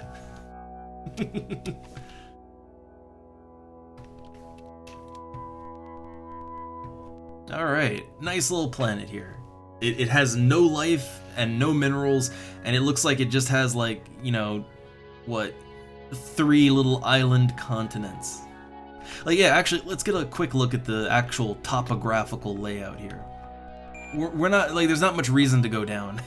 Yeah, look at that, it's an ocean planet with just 4 little islands. Or maybe, that might even just be 2 little islands, or 3 little islands, right? Because I think the one that's on the right and left side of the map, it's still a globe, so I think that's just, yeah, that's just one big continent there. It's a little sparse, but hey, it's a tropical resort. It's tropical resort planet. It's a vacation world.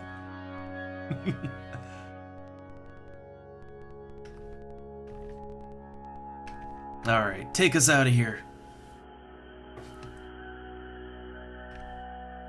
Man, going around logging planets and then getting to name them, it kind of reminds me of the weird phenomena that I remember when I was like a little kid. I don't know if anybody else remembers, but the whole, like, you know, you mail into a company and it's like, hey, you could, you know, have this star named after you, right? That's your star, and you pay like $10 or whatever, and yeah. It's just a piece of paper. I know, it reminds me of that. Alright, 203-106, that's the next one. They do they still do that? Man. I thought for sure that had to have ended. Alright, so I'm mainly checking. Oh, we've got life on the 3rd planet. So on the frozen planet there is life.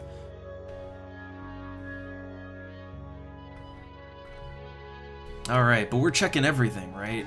We're checking them all.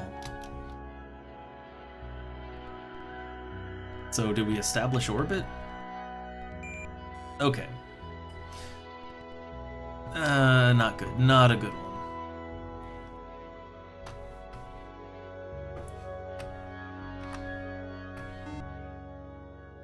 one. Alright, anything good here? Nitrogen, oxygen, but then methanol, ethanol, hydrosphere. Yeah, that won't do. That will not do. And this planet, I mean, while it's brown, I assume it's way too close to the sun, right? It's gonna be too hot. Chemical composition is completely wrong.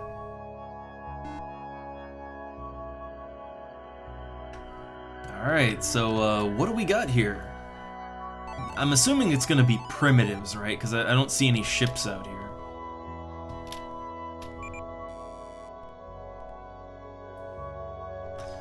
Alright, culture. So it's the Naga Seng Diul. So this is 203-106. Let's make a note of this. 203-106. And, oh, thanks. Thanks, quiet person. Hey there. I just see they haven't said anything. But, okay. I'm got my little notepad file out here. So this is the Naga Seng Diul. So, Naga Seng Diul. And we'll see what they buy or sell, right? We'll see. Okay, so they do bargain. They are a race of... So they are a race of microscopic sentients that inhabit the bodies of non-sentients. The native host race is called the Diul. Wait a second. They're the Naga Seng Diul, and the duel is the host race. Wait a second. Wait a second. It's the Yerks! I mean, like, kinda? Okay, so they sell Grogu and Harmony Stones. So sell, yeah, Grogu, Harmonies, yeah, Harmony things. And we'll have to see what they buy. What do they buy? Oh, it's Dax. Oh, yeah, to get more Star Trek, right? Okay, so they buy Blue Ale. And that's actually a... Yeah, that's an asterisk one right there.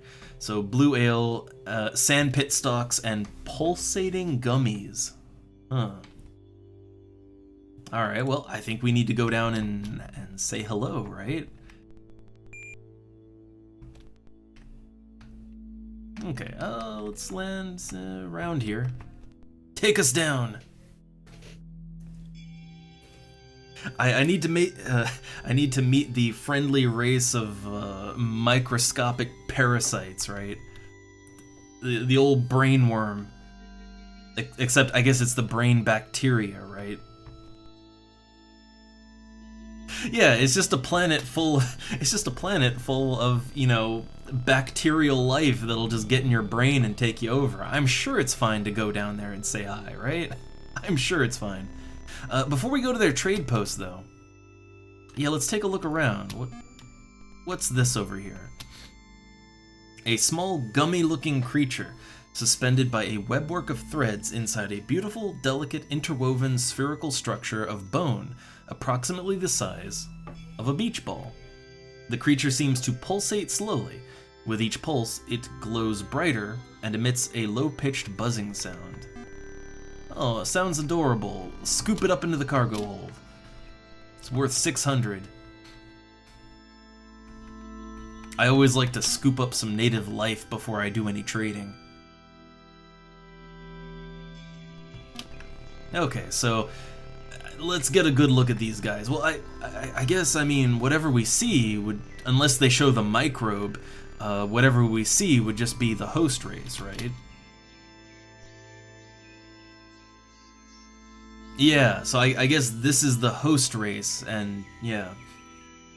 I, us, Naga Seng Diul, I, us, cannot traveling stars such as you, them, or such as you, them, for example, unable to getting blue ale from Naga Seng Claire, resultantly. Oh, there's a, oh man, so there's another one, right? So they have another race then, huh? I guess there's another race on another planet, hopefully nearby. I, us, having shinium for offering in return. You, them, please considering this. Yeah, this game plays with pronouns a lot, but in a good way, in a way that makes sense. I mean, they're aliens, right? They're goddamn aliens, weird ass aliens. They don't make sense to us, right? They talk weird. I like it all. I like how it's presented. Alright, titanium. So, can I get 110 for that? Yeah, nice. I'll take it. I need to buy some shinium. So they buy my aluminum, that's good. I've been looking for somewhere I can unload that. It's not the best prices, but I had a bunch of it in my inventory, right?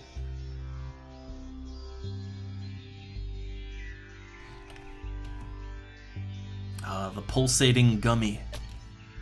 I just think of a gummy worm that pulsates. Alright, so yeah, they got shinium. That's nice. So what is Grogu? Ah, it's I see. I think what they're showing here is like, yeah, it's oh, what's this? I'm afraid we cannot sell you this item. Okay, so we have to get them their thing. It looks like Metagel, right? It'll repair your injuries. Okay, so they won't sell us that. What about Harmony Stones? Yeah, Sito, beat you to it. Oh. Okay, so I can buy the Harmony Stones. I can buy that. 986. How about 960? Okay, yeah, I'll take that. Alright, and they do sell Shinium. I'm hoping that I can get down to the ruins, to the Lek ruins, right? I'm really hoping I can get down there before I start getting dangerously low on fuel, but I guess until we can get down there, I'll buy 20 units of fuel, right? That still gives me a lot of money to work with. And I think 20 units is... I think that's enough to get us to where we want to go, at least for now, right? At least for now. Okay, so we've got to be on the lookout for the blue ale, right? Apparently the sort of counter race of these guys, since they are a parasitic race, right? The counter race who live somewhere else, I guess. Yeah, I guess we have to find them and bring them some blue ale, and then we can get their meta gel. It's not marked with an asterisk, so I wonder if it's something that's more used to us, right? Like maybe our doctor can use it to heal our guys. I don't know. We'll see.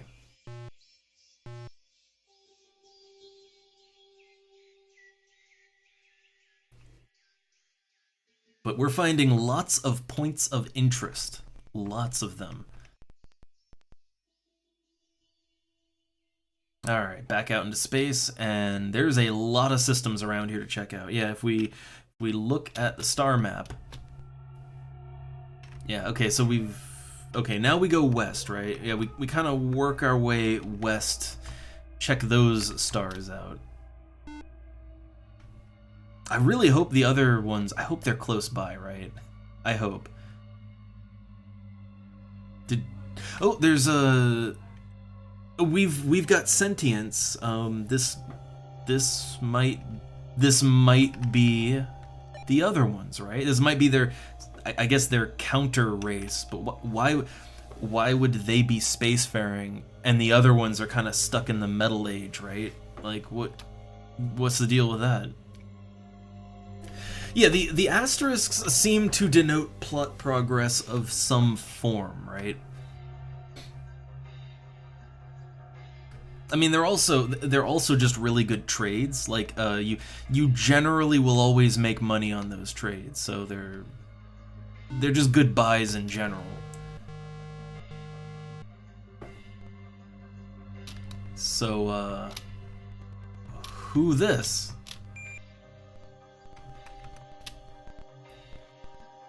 I don't recognize those ships. As usual, let's be friendly.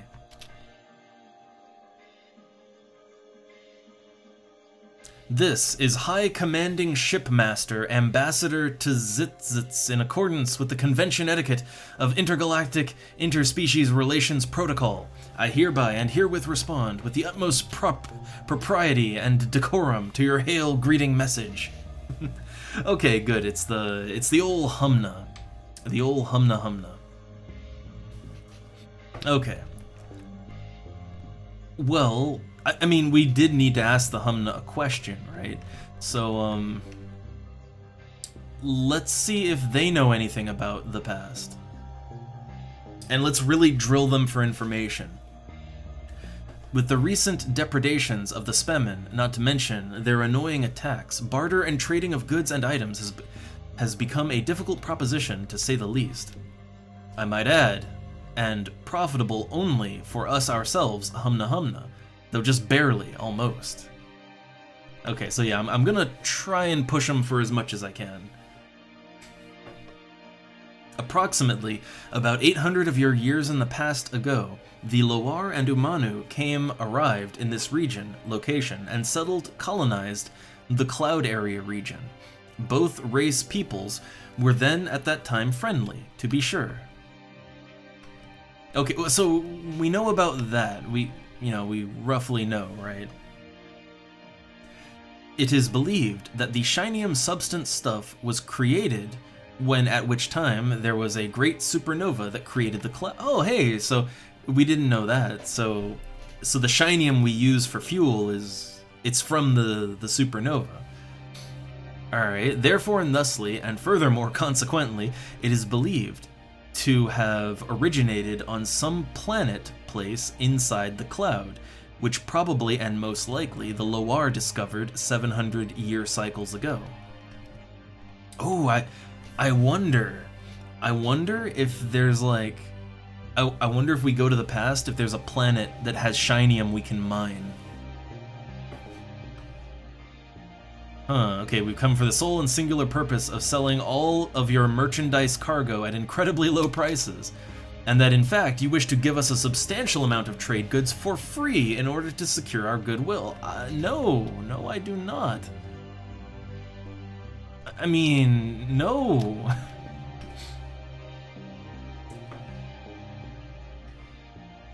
Okay, yeah, it's okay. Perhaps possibly soon, you will have this opportunity with which, of course, is highly Man, the Humna. But I want to keep drilling him for info on the past. Alright, Commander Person, Captain Double. I am sorry to say that various... Okay, he's leaving. He's leaving. He did not like the fact that I didn't give him, like all of our trade goods, right? He didn't like that very much. But I've done this game with the Humna, right? And they don't... like, nothing good ever seems to come from just giving them your items, or giving them money, right? Nothing good comes out of that. Like, ever. Okay, so yeah, this is a Humna planet. I'll make a quick note of this. There's a lot of Humna planets, actually. So this is at 202-105, and it's Humna again. Alright, do they have anything different to sell? Oh, they've got vaccines! So, Vaccinol and Frywall laser cookers. So they sell, yeah, Vaccinol, Frywall cookers. Okay. And I'll have to check and see what do they buy exactly. So they buy Live Long and Delightful Fungus Chews. So same as the other one. So they buy Fungus Chews. And they all want the Live Long. They all want that. I don't think there's any particular reason to go down there. I mean, we could get some of that Vaccinol, right? But you know, if we see a race that wants it, we can come back and get some, right?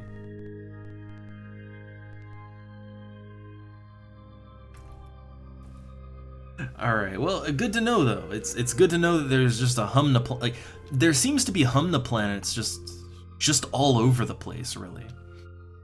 Like, the Humna are everywhere. Alright, nothing of interest there, nothing of interest. Ooh, we've got sentience on Planet 4. Wait, we didn't scan all of them. I kind of canceled out. I'll manually check the last planet.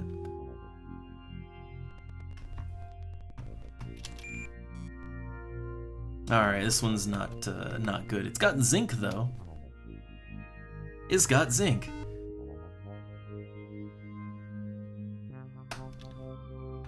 Alright, yeah, I'll manually scan this one down. Nitrogen, oxygen, chlorine.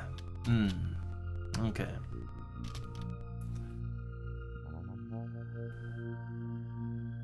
Well, alright, let's go over here. So what's the sentience? I'm kind of hoping it's like the, you know, the other part of that parasite race, but we'll see.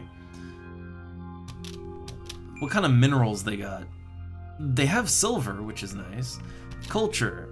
Hey, yeah. Oh man, this is an easy one then. Oh man, this is an easy trade right here. Okay. So 201-105. I'll make a note about them right next to the other one. So 201-105. So it's the other ones. So the Naga sang Claire. And let's see, what do they buy and sell? Okay, yeah, they're a race of microscopic sentients. So they sell the blue ale. I mean, the thing is, if this is actually profitable, like if we can actually make this a good trade route, this is a super easy trade route, right? Like they're right next to each other, basically. This would be the easiest way to farm money if we can make it work.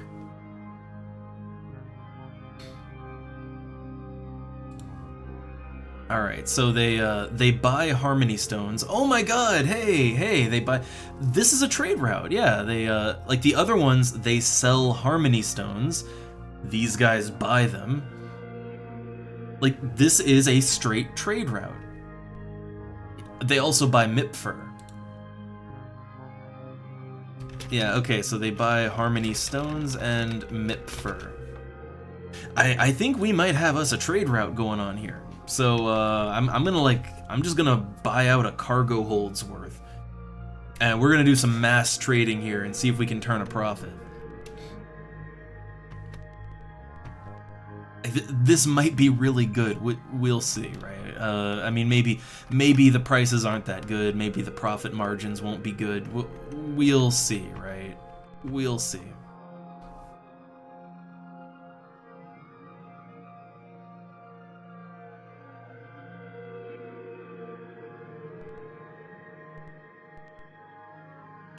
Mass trading to great effect.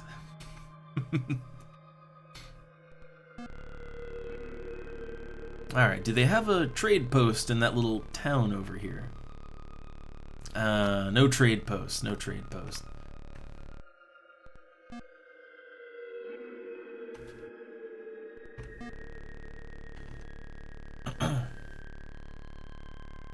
I feel like it'd be a little too easy, right? It'd be a little too easy if they buy and sell. Like if this is actually a good trade route, that would feel almost cheaty, right? But I do need lots of money. I do need to trick out my ship with the best of the best stuff, right? I do need to do that.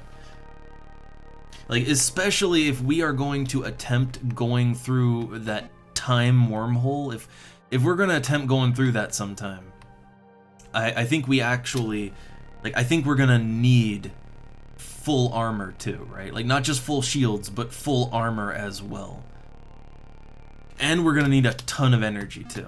Like, I think it's gonna take everything we've got to get through that wormhole and not just be dead in the water on the other side.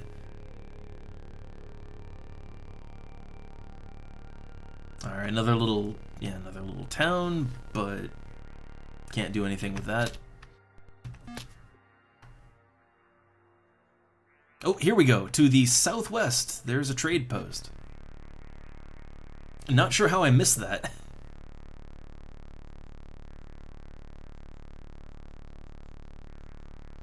Alright, so I wonder, are these guys gonna look different, or is it the same host race? Oh, they look very different. They actually kind of look like one of the other races we've run into on the west side of the galaxy.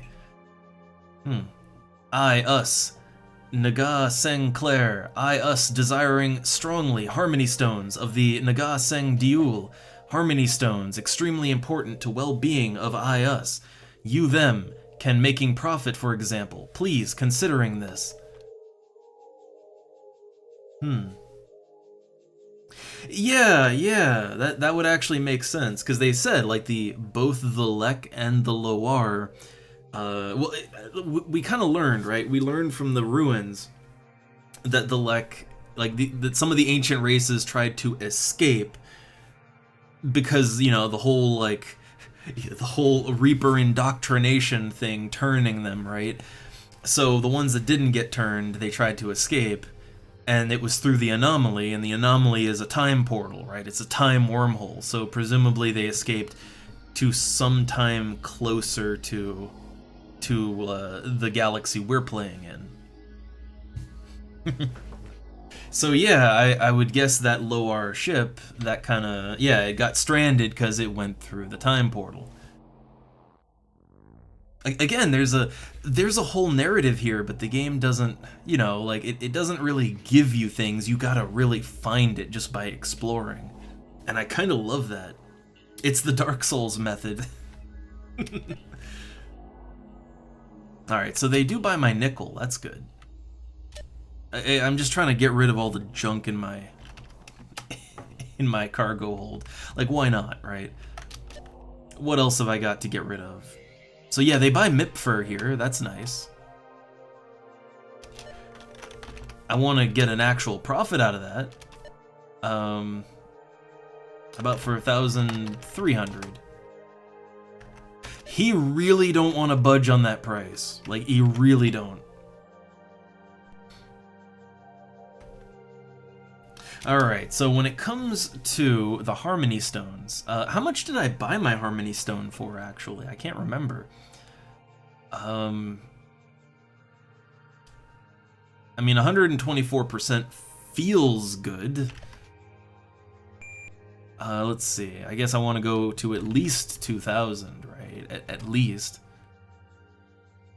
He's really not budging on that. 1,900? Okay.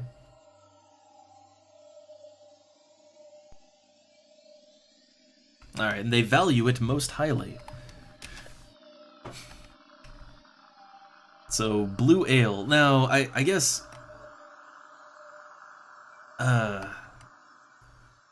Okay, do not bother trying to barter. I feel like I can barter, though. Like, what about 1,000... like 1,050, right?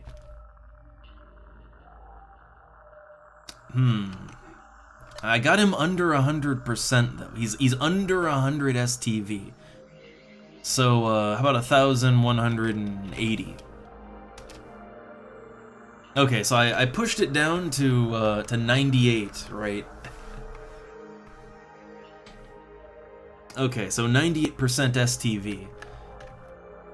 Before I don't want to hold up. I don't want to buy any right now. I guess I have to. So I'm locked in. I have to buy some, right? Okay. Well, so they're 1,191 right now, right?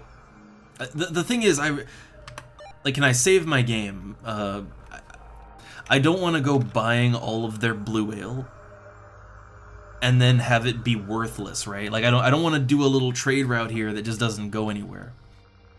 So when it came to the Harmony Stones, I mean, they bought it at 127% STV, right? So the blue ale is at 98% STV. That's the main thing you gotta look at. I guess the individual number doesn't matter too much, although it is important so you know how much you're making, but yeah, like, okay.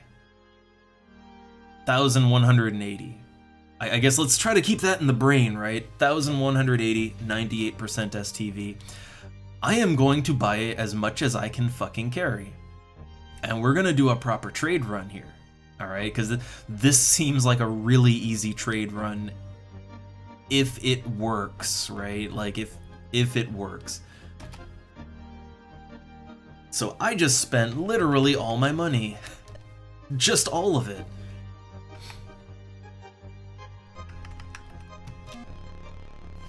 Alright, now we need to go to the southwest. If this turns out to have been a really bad move, then yeah, I'll reload that.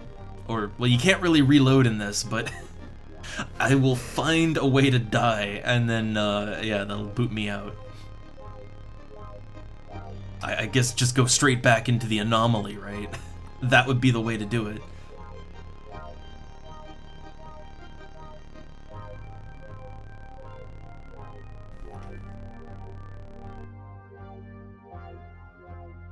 Alright, let's launch back up into space. The thing is, right, if this actually turns out to be a profitable two-way trade route, that feels too easy, right? Like, that's... Like, there's other trade routes in the game that require you to go from one end of the galaxy to the other, and... Like, this is a trade route that is, like, 2 seconds away from each other. It would be way too easy, right? Like, way too easy. Also, did we check that last planet? I don't remember if we checked that last planet or not. I feel like I did, but just to be sure, right? Okay, yeah. I think we did. Alright, so now we go back to the other planet, which is 203106. It's right here, yeah. Okay, and which one were they on? The third planet, okay. Yeah, I feel like it's gotta be too easy, right? It's gotta be. Like, if this is actually a good two-way trade route, I mean, yeah, I'm gonna farm this one, right? That'll be my new farm zone. Okay, no, don't disembark in space, right? Except maybe the Dweenal guy. Yeah, sure, we've landed. Just hop right on out.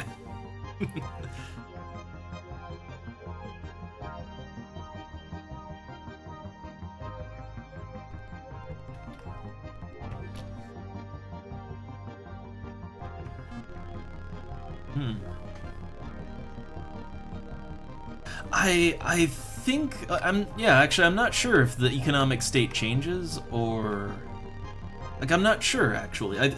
I feel like the economic state might just be a general thing because the prices, like even within that, the prices change. They fluctuate constantly.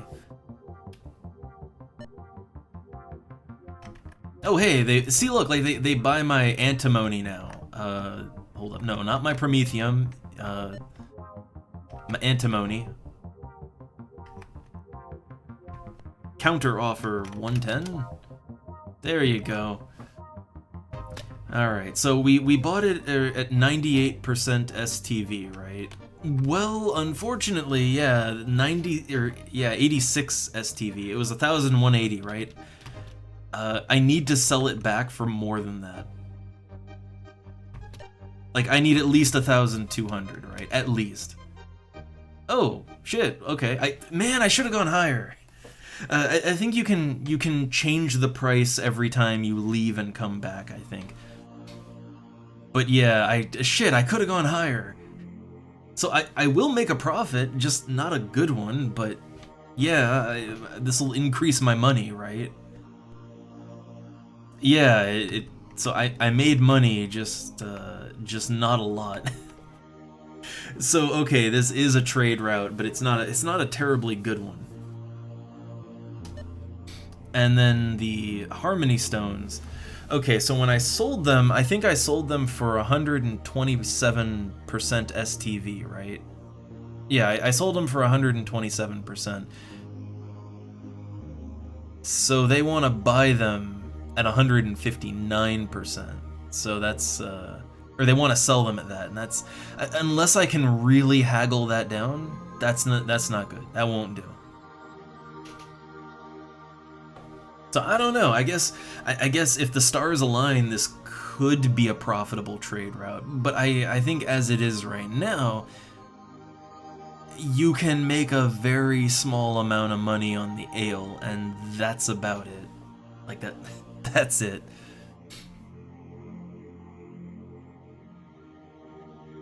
All right. Well, I can buy the Grogu.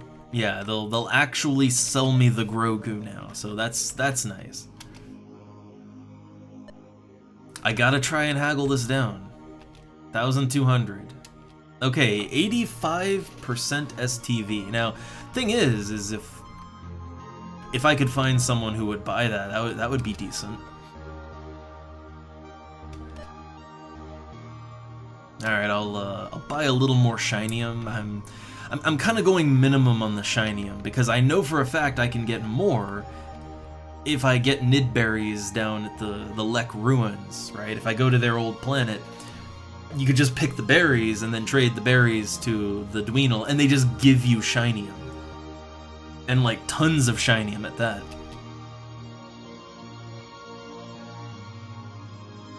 Yeah, honestly, the thing is, capturing and selling the space pandas, it isn't bad. Like, I've done some off-screen farming where I do that. It's just, it's annoying, right? Like, it's really annoying to have to run around the planet on, you know, in your, in your vehicle that makes way too much noise. And you have to, you know, you gotta zap the things and then scoop them up, and it's a little annoying, right? I feel like the good thing about trading is that if you can get a good trade route going, then you could, yeah, like you could say, you know, spend 100K and then do the trade run and come out of it. If you do good, you could come out with like 140K, right? It's just like, it's a quick money multiplier, right? And all you really have to do is a little space trucking, and I feel like it's not as annoying if you know where to go. That's probably the easier route. But yeah, just scooping up animals is also pretty easy. Just annoying. I kind of wish that mining was a little more profitable in this game. In the first game, you didn't really scoop up creatures to sell them. You could, I think you could do that, I think. But in the first game, it was all about minerals, right? And you could always sell minerals back at home base, like always. I guess the problem with that is it was just you could go to a planet with tons of gold or whatever and just mine for like 20 minutes and then go back to home base and you would have all the money you need for the rest of the game. I guess that was the problem with that setup, right? Alright, let's launch. So, yeah, I don't know, I mean, I gotta say, this is a trade route that works. It's just not a particularly good trade route. If we can find a trade route with a planet that's economy isn't just trash, like maybe, you know, something we can easily wormhole around for, then I think we might be onto something. But until then, yeah, we just gotta keep looking. At least I made a little cash, right? I made a little cash on all that. A very tiny amount, but it was something. Also, I wonder, I haven't tried it, can you long-range scan in space? Yeah, okay, you have to be in open space within a system. Okay. Alright, well, we've checked all the planets around here, I think. Also, where was the stolen thing planet? It was 158, 183, which would be... that'd be in the nebula, right? But wasn't there another planet that we want to keep an eye out for?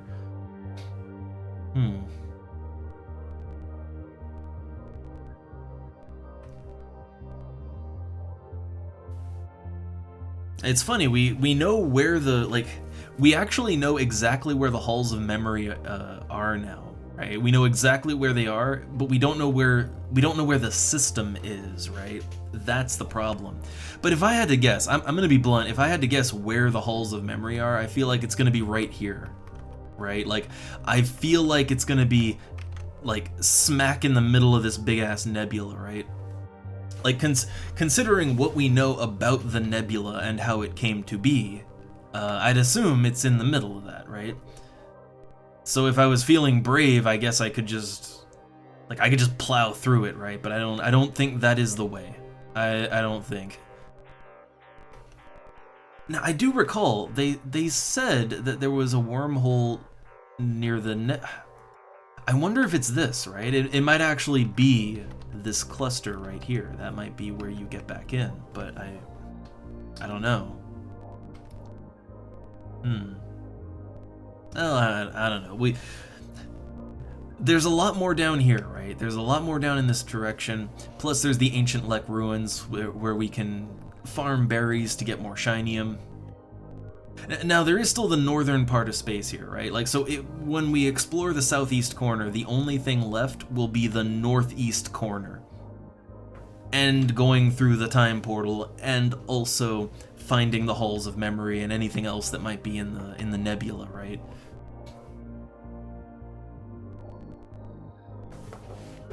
So it's a big galaxy. It's not that big though. You know, you're not gonna get lost in this thing for years, but there is a lot to see, and I like that. So okay, next planet. 199.82. We won't go too much longer too. Not too much longer, but I want to do a little more exploring. I feel like I'm on to something, right? I'm on to something. Oh man, this is Dweenal. Alright, any life here? None that we... Oh, wait a second. On planet number 2, on the second liquid planet, we've got life. We have life. But also, I kinda like the structure of this game, if I'm gonna be honest. There's a lot of games where, like, think about a lot of old school fantasy games, like from this era, right? Where they expect you to have like a little notepad out and they expect you to be taking, you know, like detailed notes on everything. I gotta be honest, that sort of thing, I don't hate it, but I'm not a huge fan, right? It can be fun, but it's not usually that into it. But with this game, I honestly have a lot of fun with keeping a notepad out with a, like, I have a note document with just a ton of coordinates and some very simple notes of what's at those coordinates. Things of note, right? And things I need to be looking out for, and who buys what and who sells what. I don't know, to me, in this game, it really adds to the, you know, we are space explorers. We are exploring this strange, wonderful galaxy. It adds to the vibe. I mean, hell, if I was getting a little more into it, I could even format it as a captain's log, right? Captain's log, stardate, whatever. I mean, they do give you a stardate in the game, right? Like, if I was getting a little more into it, I'd do captain's logs.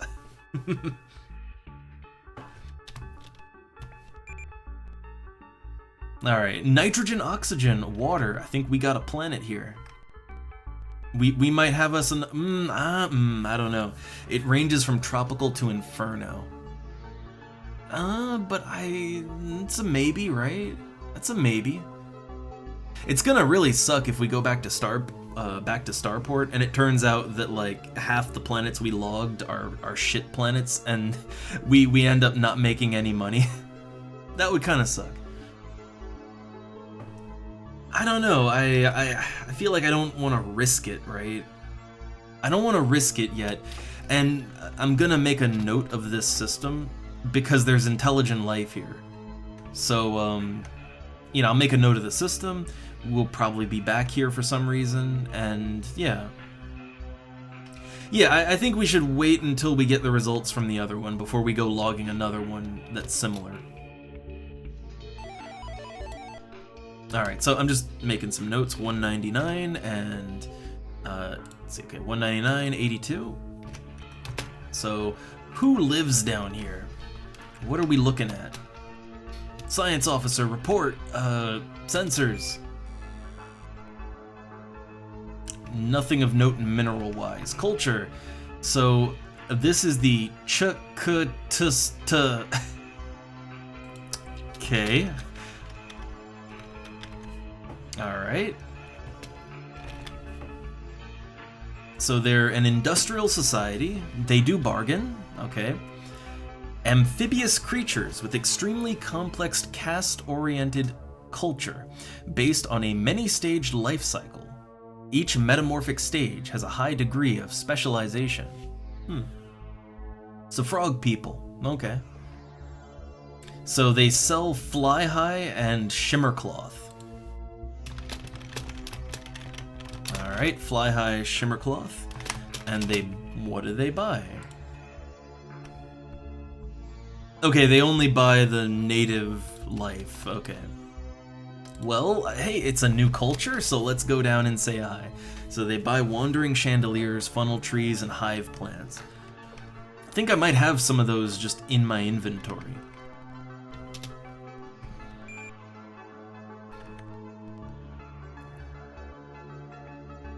Yeah, I've noticed that, right? Like a lot of the aliens in this part of space, they're very hyphenated. Also, there's I feel like there is an unusually high amount of pre-spacefaring civilizations in this part of space. Like, there are the Humna still, but I feel like there were more spacefaring races on the western side of the galaxy. Like over here, it feels a little more Wild West, if you know what I mean. Alright, well, these are frog people, so I assume they're going to be sort of in the lowlands on their planet, right? Oh, we landed in... I think we're landing in the water. Well, they're frog people, right? I don't know. I assume they like to be near water. I think we're in a swamp. Okay, we got black oceans, reddish rock and dirt, spongy carpet life forms. Alright, well, let's see if there's anyone we can trade with around here. I see nothing.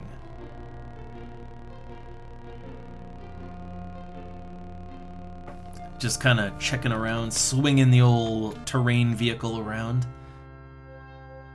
Yeah, I'm not seeing anything. Alright, see you later, Sito. We're not gonna go too much longer. But I gotta talk to the frog people. I guess they said amphibian. That doesn't necessarily mean frog, right? There's other kinds of amphibians. Oh no, a wild life form, it's attacking. It's a psychic blaster. It's worth a lot of money, so I'm gonna take that. Oh, I got cute little houses here. Very cute little houses. Okay, yeah, it's not frogmen. It's salamander men. We are the Chukutustver of the Chukutustz, stage 12 of the Chukutst. We are specialized for communication. Welcome to our Chukutst. You have come for trading. We now begin. Oh man, we're in that part of the galaxy.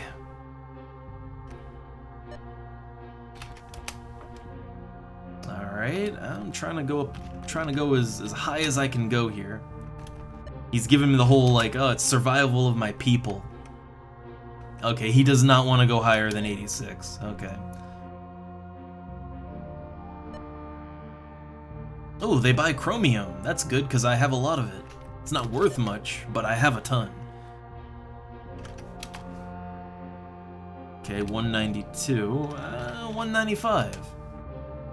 Okay, yeah, they seem to stand very firm in their offers. But yeah, that pushes me over 50k, which is very nice.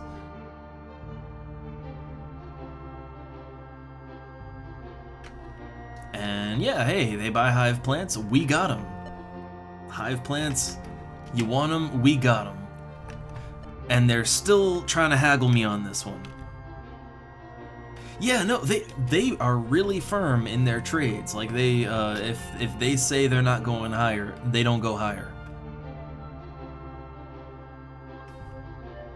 All right. Well, what can I buy here? Well, fly high, shimmer cloth. Fly high. Oh, this is drugs, isn't it? Fly high gives you wings. Also makes you grow a third arm. Okay, 929. Like, will he even go to 928? Okay, but yeah, you can't force these guys to do things they don't want to do. And the shimmer cloth. Ooh, it shimmers. I mean, yeah. Can I take that to at least 1,200? Okay. Yeah, consume responsibly. Or else. Alright, and I'll buy a little more shinium. Again, we're kind of in the deep end of space right now, so like we are so far away from home base, so far. So yeah, I buy a little extra shinium whenever I can. You know, just make sure we don't run out, right? I mean, we seen what happens when you run out of fuel in space, right? The Loire ship. We know what happens. We don't want to be that.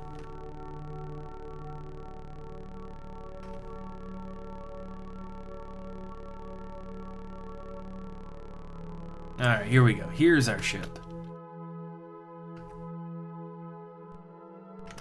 And let's launch off.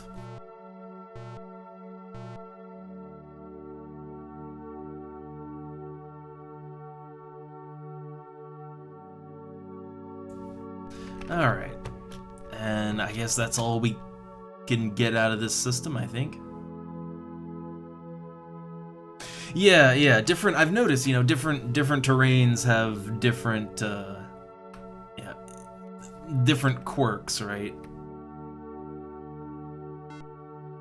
I guess, yeah, don't pilot the thing underwater. Oh yeah, right, this is the other planet, right? I remember. We leave it be for now. If it turns out that it's fine, we'll come back to it, but we'll see, right? We'll see.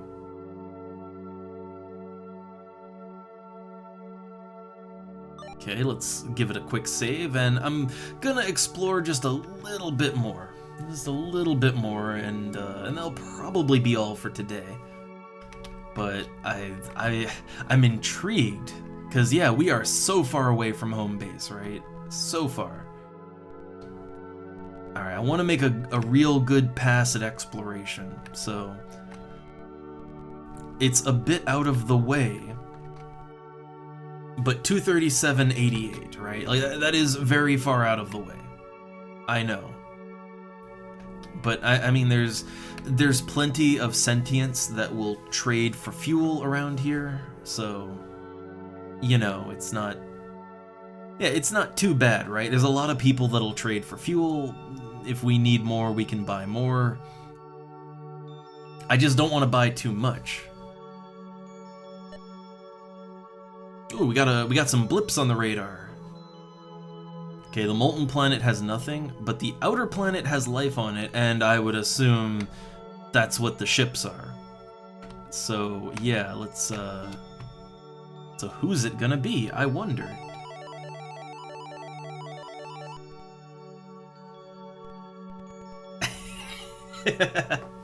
Yeah, I mean, just stop and think about all the primitives that we're just kind of, you know, we're just landing our big-ass spaceship on their planet and then going to the nearest village and just asking to trade, right? You know, no greeting, no big first contact scenario. It's just, hey, I got a lump of copper back in the ship. You got any, got any wood? Got any shiny rocks? Got any fuel for my spaceship?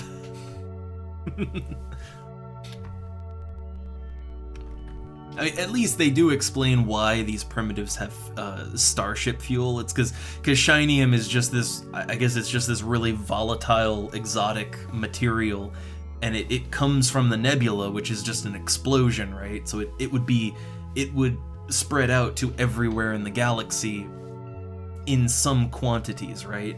So at least that explains why all these primitives have fuel. Alright, let's see.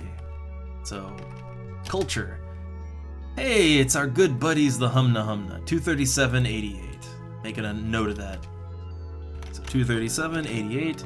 Humna. And let's see if they offer anything different.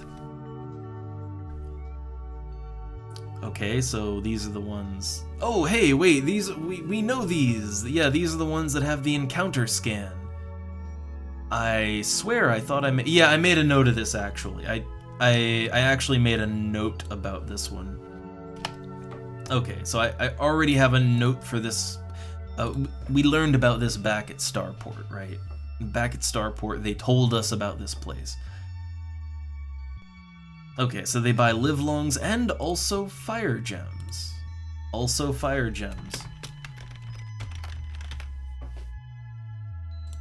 Alright, but otherwise, I mean, we don't really need anything here. The thing is, they're not going to sell us the encounter scanner. They're not going to do that until we bring them the livelong. Right? Without the livelong, nothing's going there.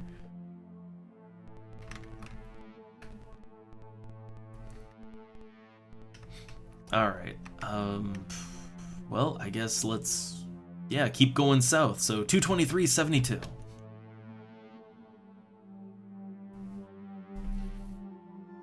Yeah, I should have checked my notes before I went there. That would have saved me some fuel, but too late now.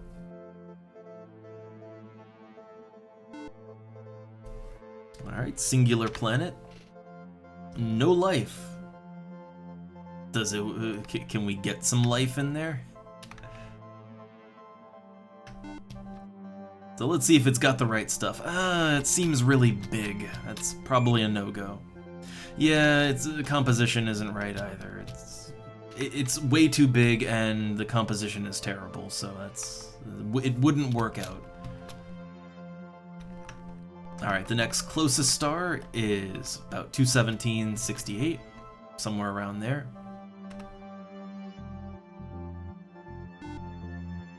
Okay, one ice planet. It's got a very high mineral density, which, as long as the planet isn't like crazy high gravity or something like that, that might work out for mining if it has something like gold on it, right? If it's got gold, it would be worth a visit. So no gold, also no atmosphere, so you can't even colonize it. There is platinum, though. Platinum... sometimes aliens want platinum. There's some minerals that aliens want, some they don't, but they don't always want it. Platinum is kind of iffy. Like, silver, gold, and platinum are ones that frequently will get bought, but it's not a guaranteed thing. There are no guarantees. Alright, so there's another cluster of stars directly south from us, but I'm gonna swing by over here. So 238, and that, wait, that's not the one we went to before, right? The Hum the Planet was 237.88. Right, okay. So this one is, yeah, 238.53. Okay. Just making sure we're not, that we aren't hitting the same place twice, right?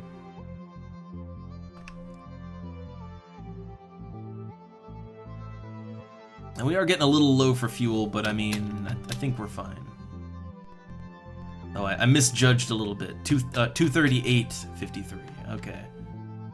Just have to keep going. Okay, lots of planets. So molten, probably not interesting. Liquid one, I mean, you always got to check out a blue or a brown planet. Yeah, otherwise I'm not seeing any life. Nothing that really stands out. Can get a little repetitive to kind of keep scanning planets down, but you never know what you're gonna get. That's kind of the thing, right? You never know what to expect, so gotta give it a look every time. So I think the size isn't a problem, but the chemical composition, that's a no-go. Man, this Dweenal, he really wants us to avoid combat. I feel like it might have been a mistake to bring him along, but we did it, right? We traded Krantis for this Dweenal guy, so... And he's gonna make our trip miserable. Oh, we got nitrogen, oxygen, water hydrosphere. Well then. The gravity's okay, the temperature it's temperate to searing. Searing is hot, but it's not like, yeah, it's not Inferno hot, right? Like, Inferno is the one that we definitely don't want, but searing, I think, would be okay. I'm pretty sure we've colonized searing ones before. Oh. But okay, we need a planet name. Colony time. So log that planet. I need a name. What shall be? Plant your flag. What shall be the name of this new exotic planet that's maybe a little hot? But look, it's a little hot, but it's got tons of beachfront property, alright? The gravity is just right. Let me think. Well, trying to think of memes that we have. Do we have any memes to go through? Or, oh, it's... Well, since we got Pope in here, I mean, why not? Yeah. So it's just the Vatican. There you go. Planet the Vatican. There, it's original. Alright, I sure hope that we haven't logged a bunch of planets that are just gonna cost us money. I don't think so. I think we're okay, right? I think we okay. And did we check this last one? I know we checked one of them and they weren't good, but it's easy to lose track when you're just going through these things. Okay, not good. All right. All right, then on to the next.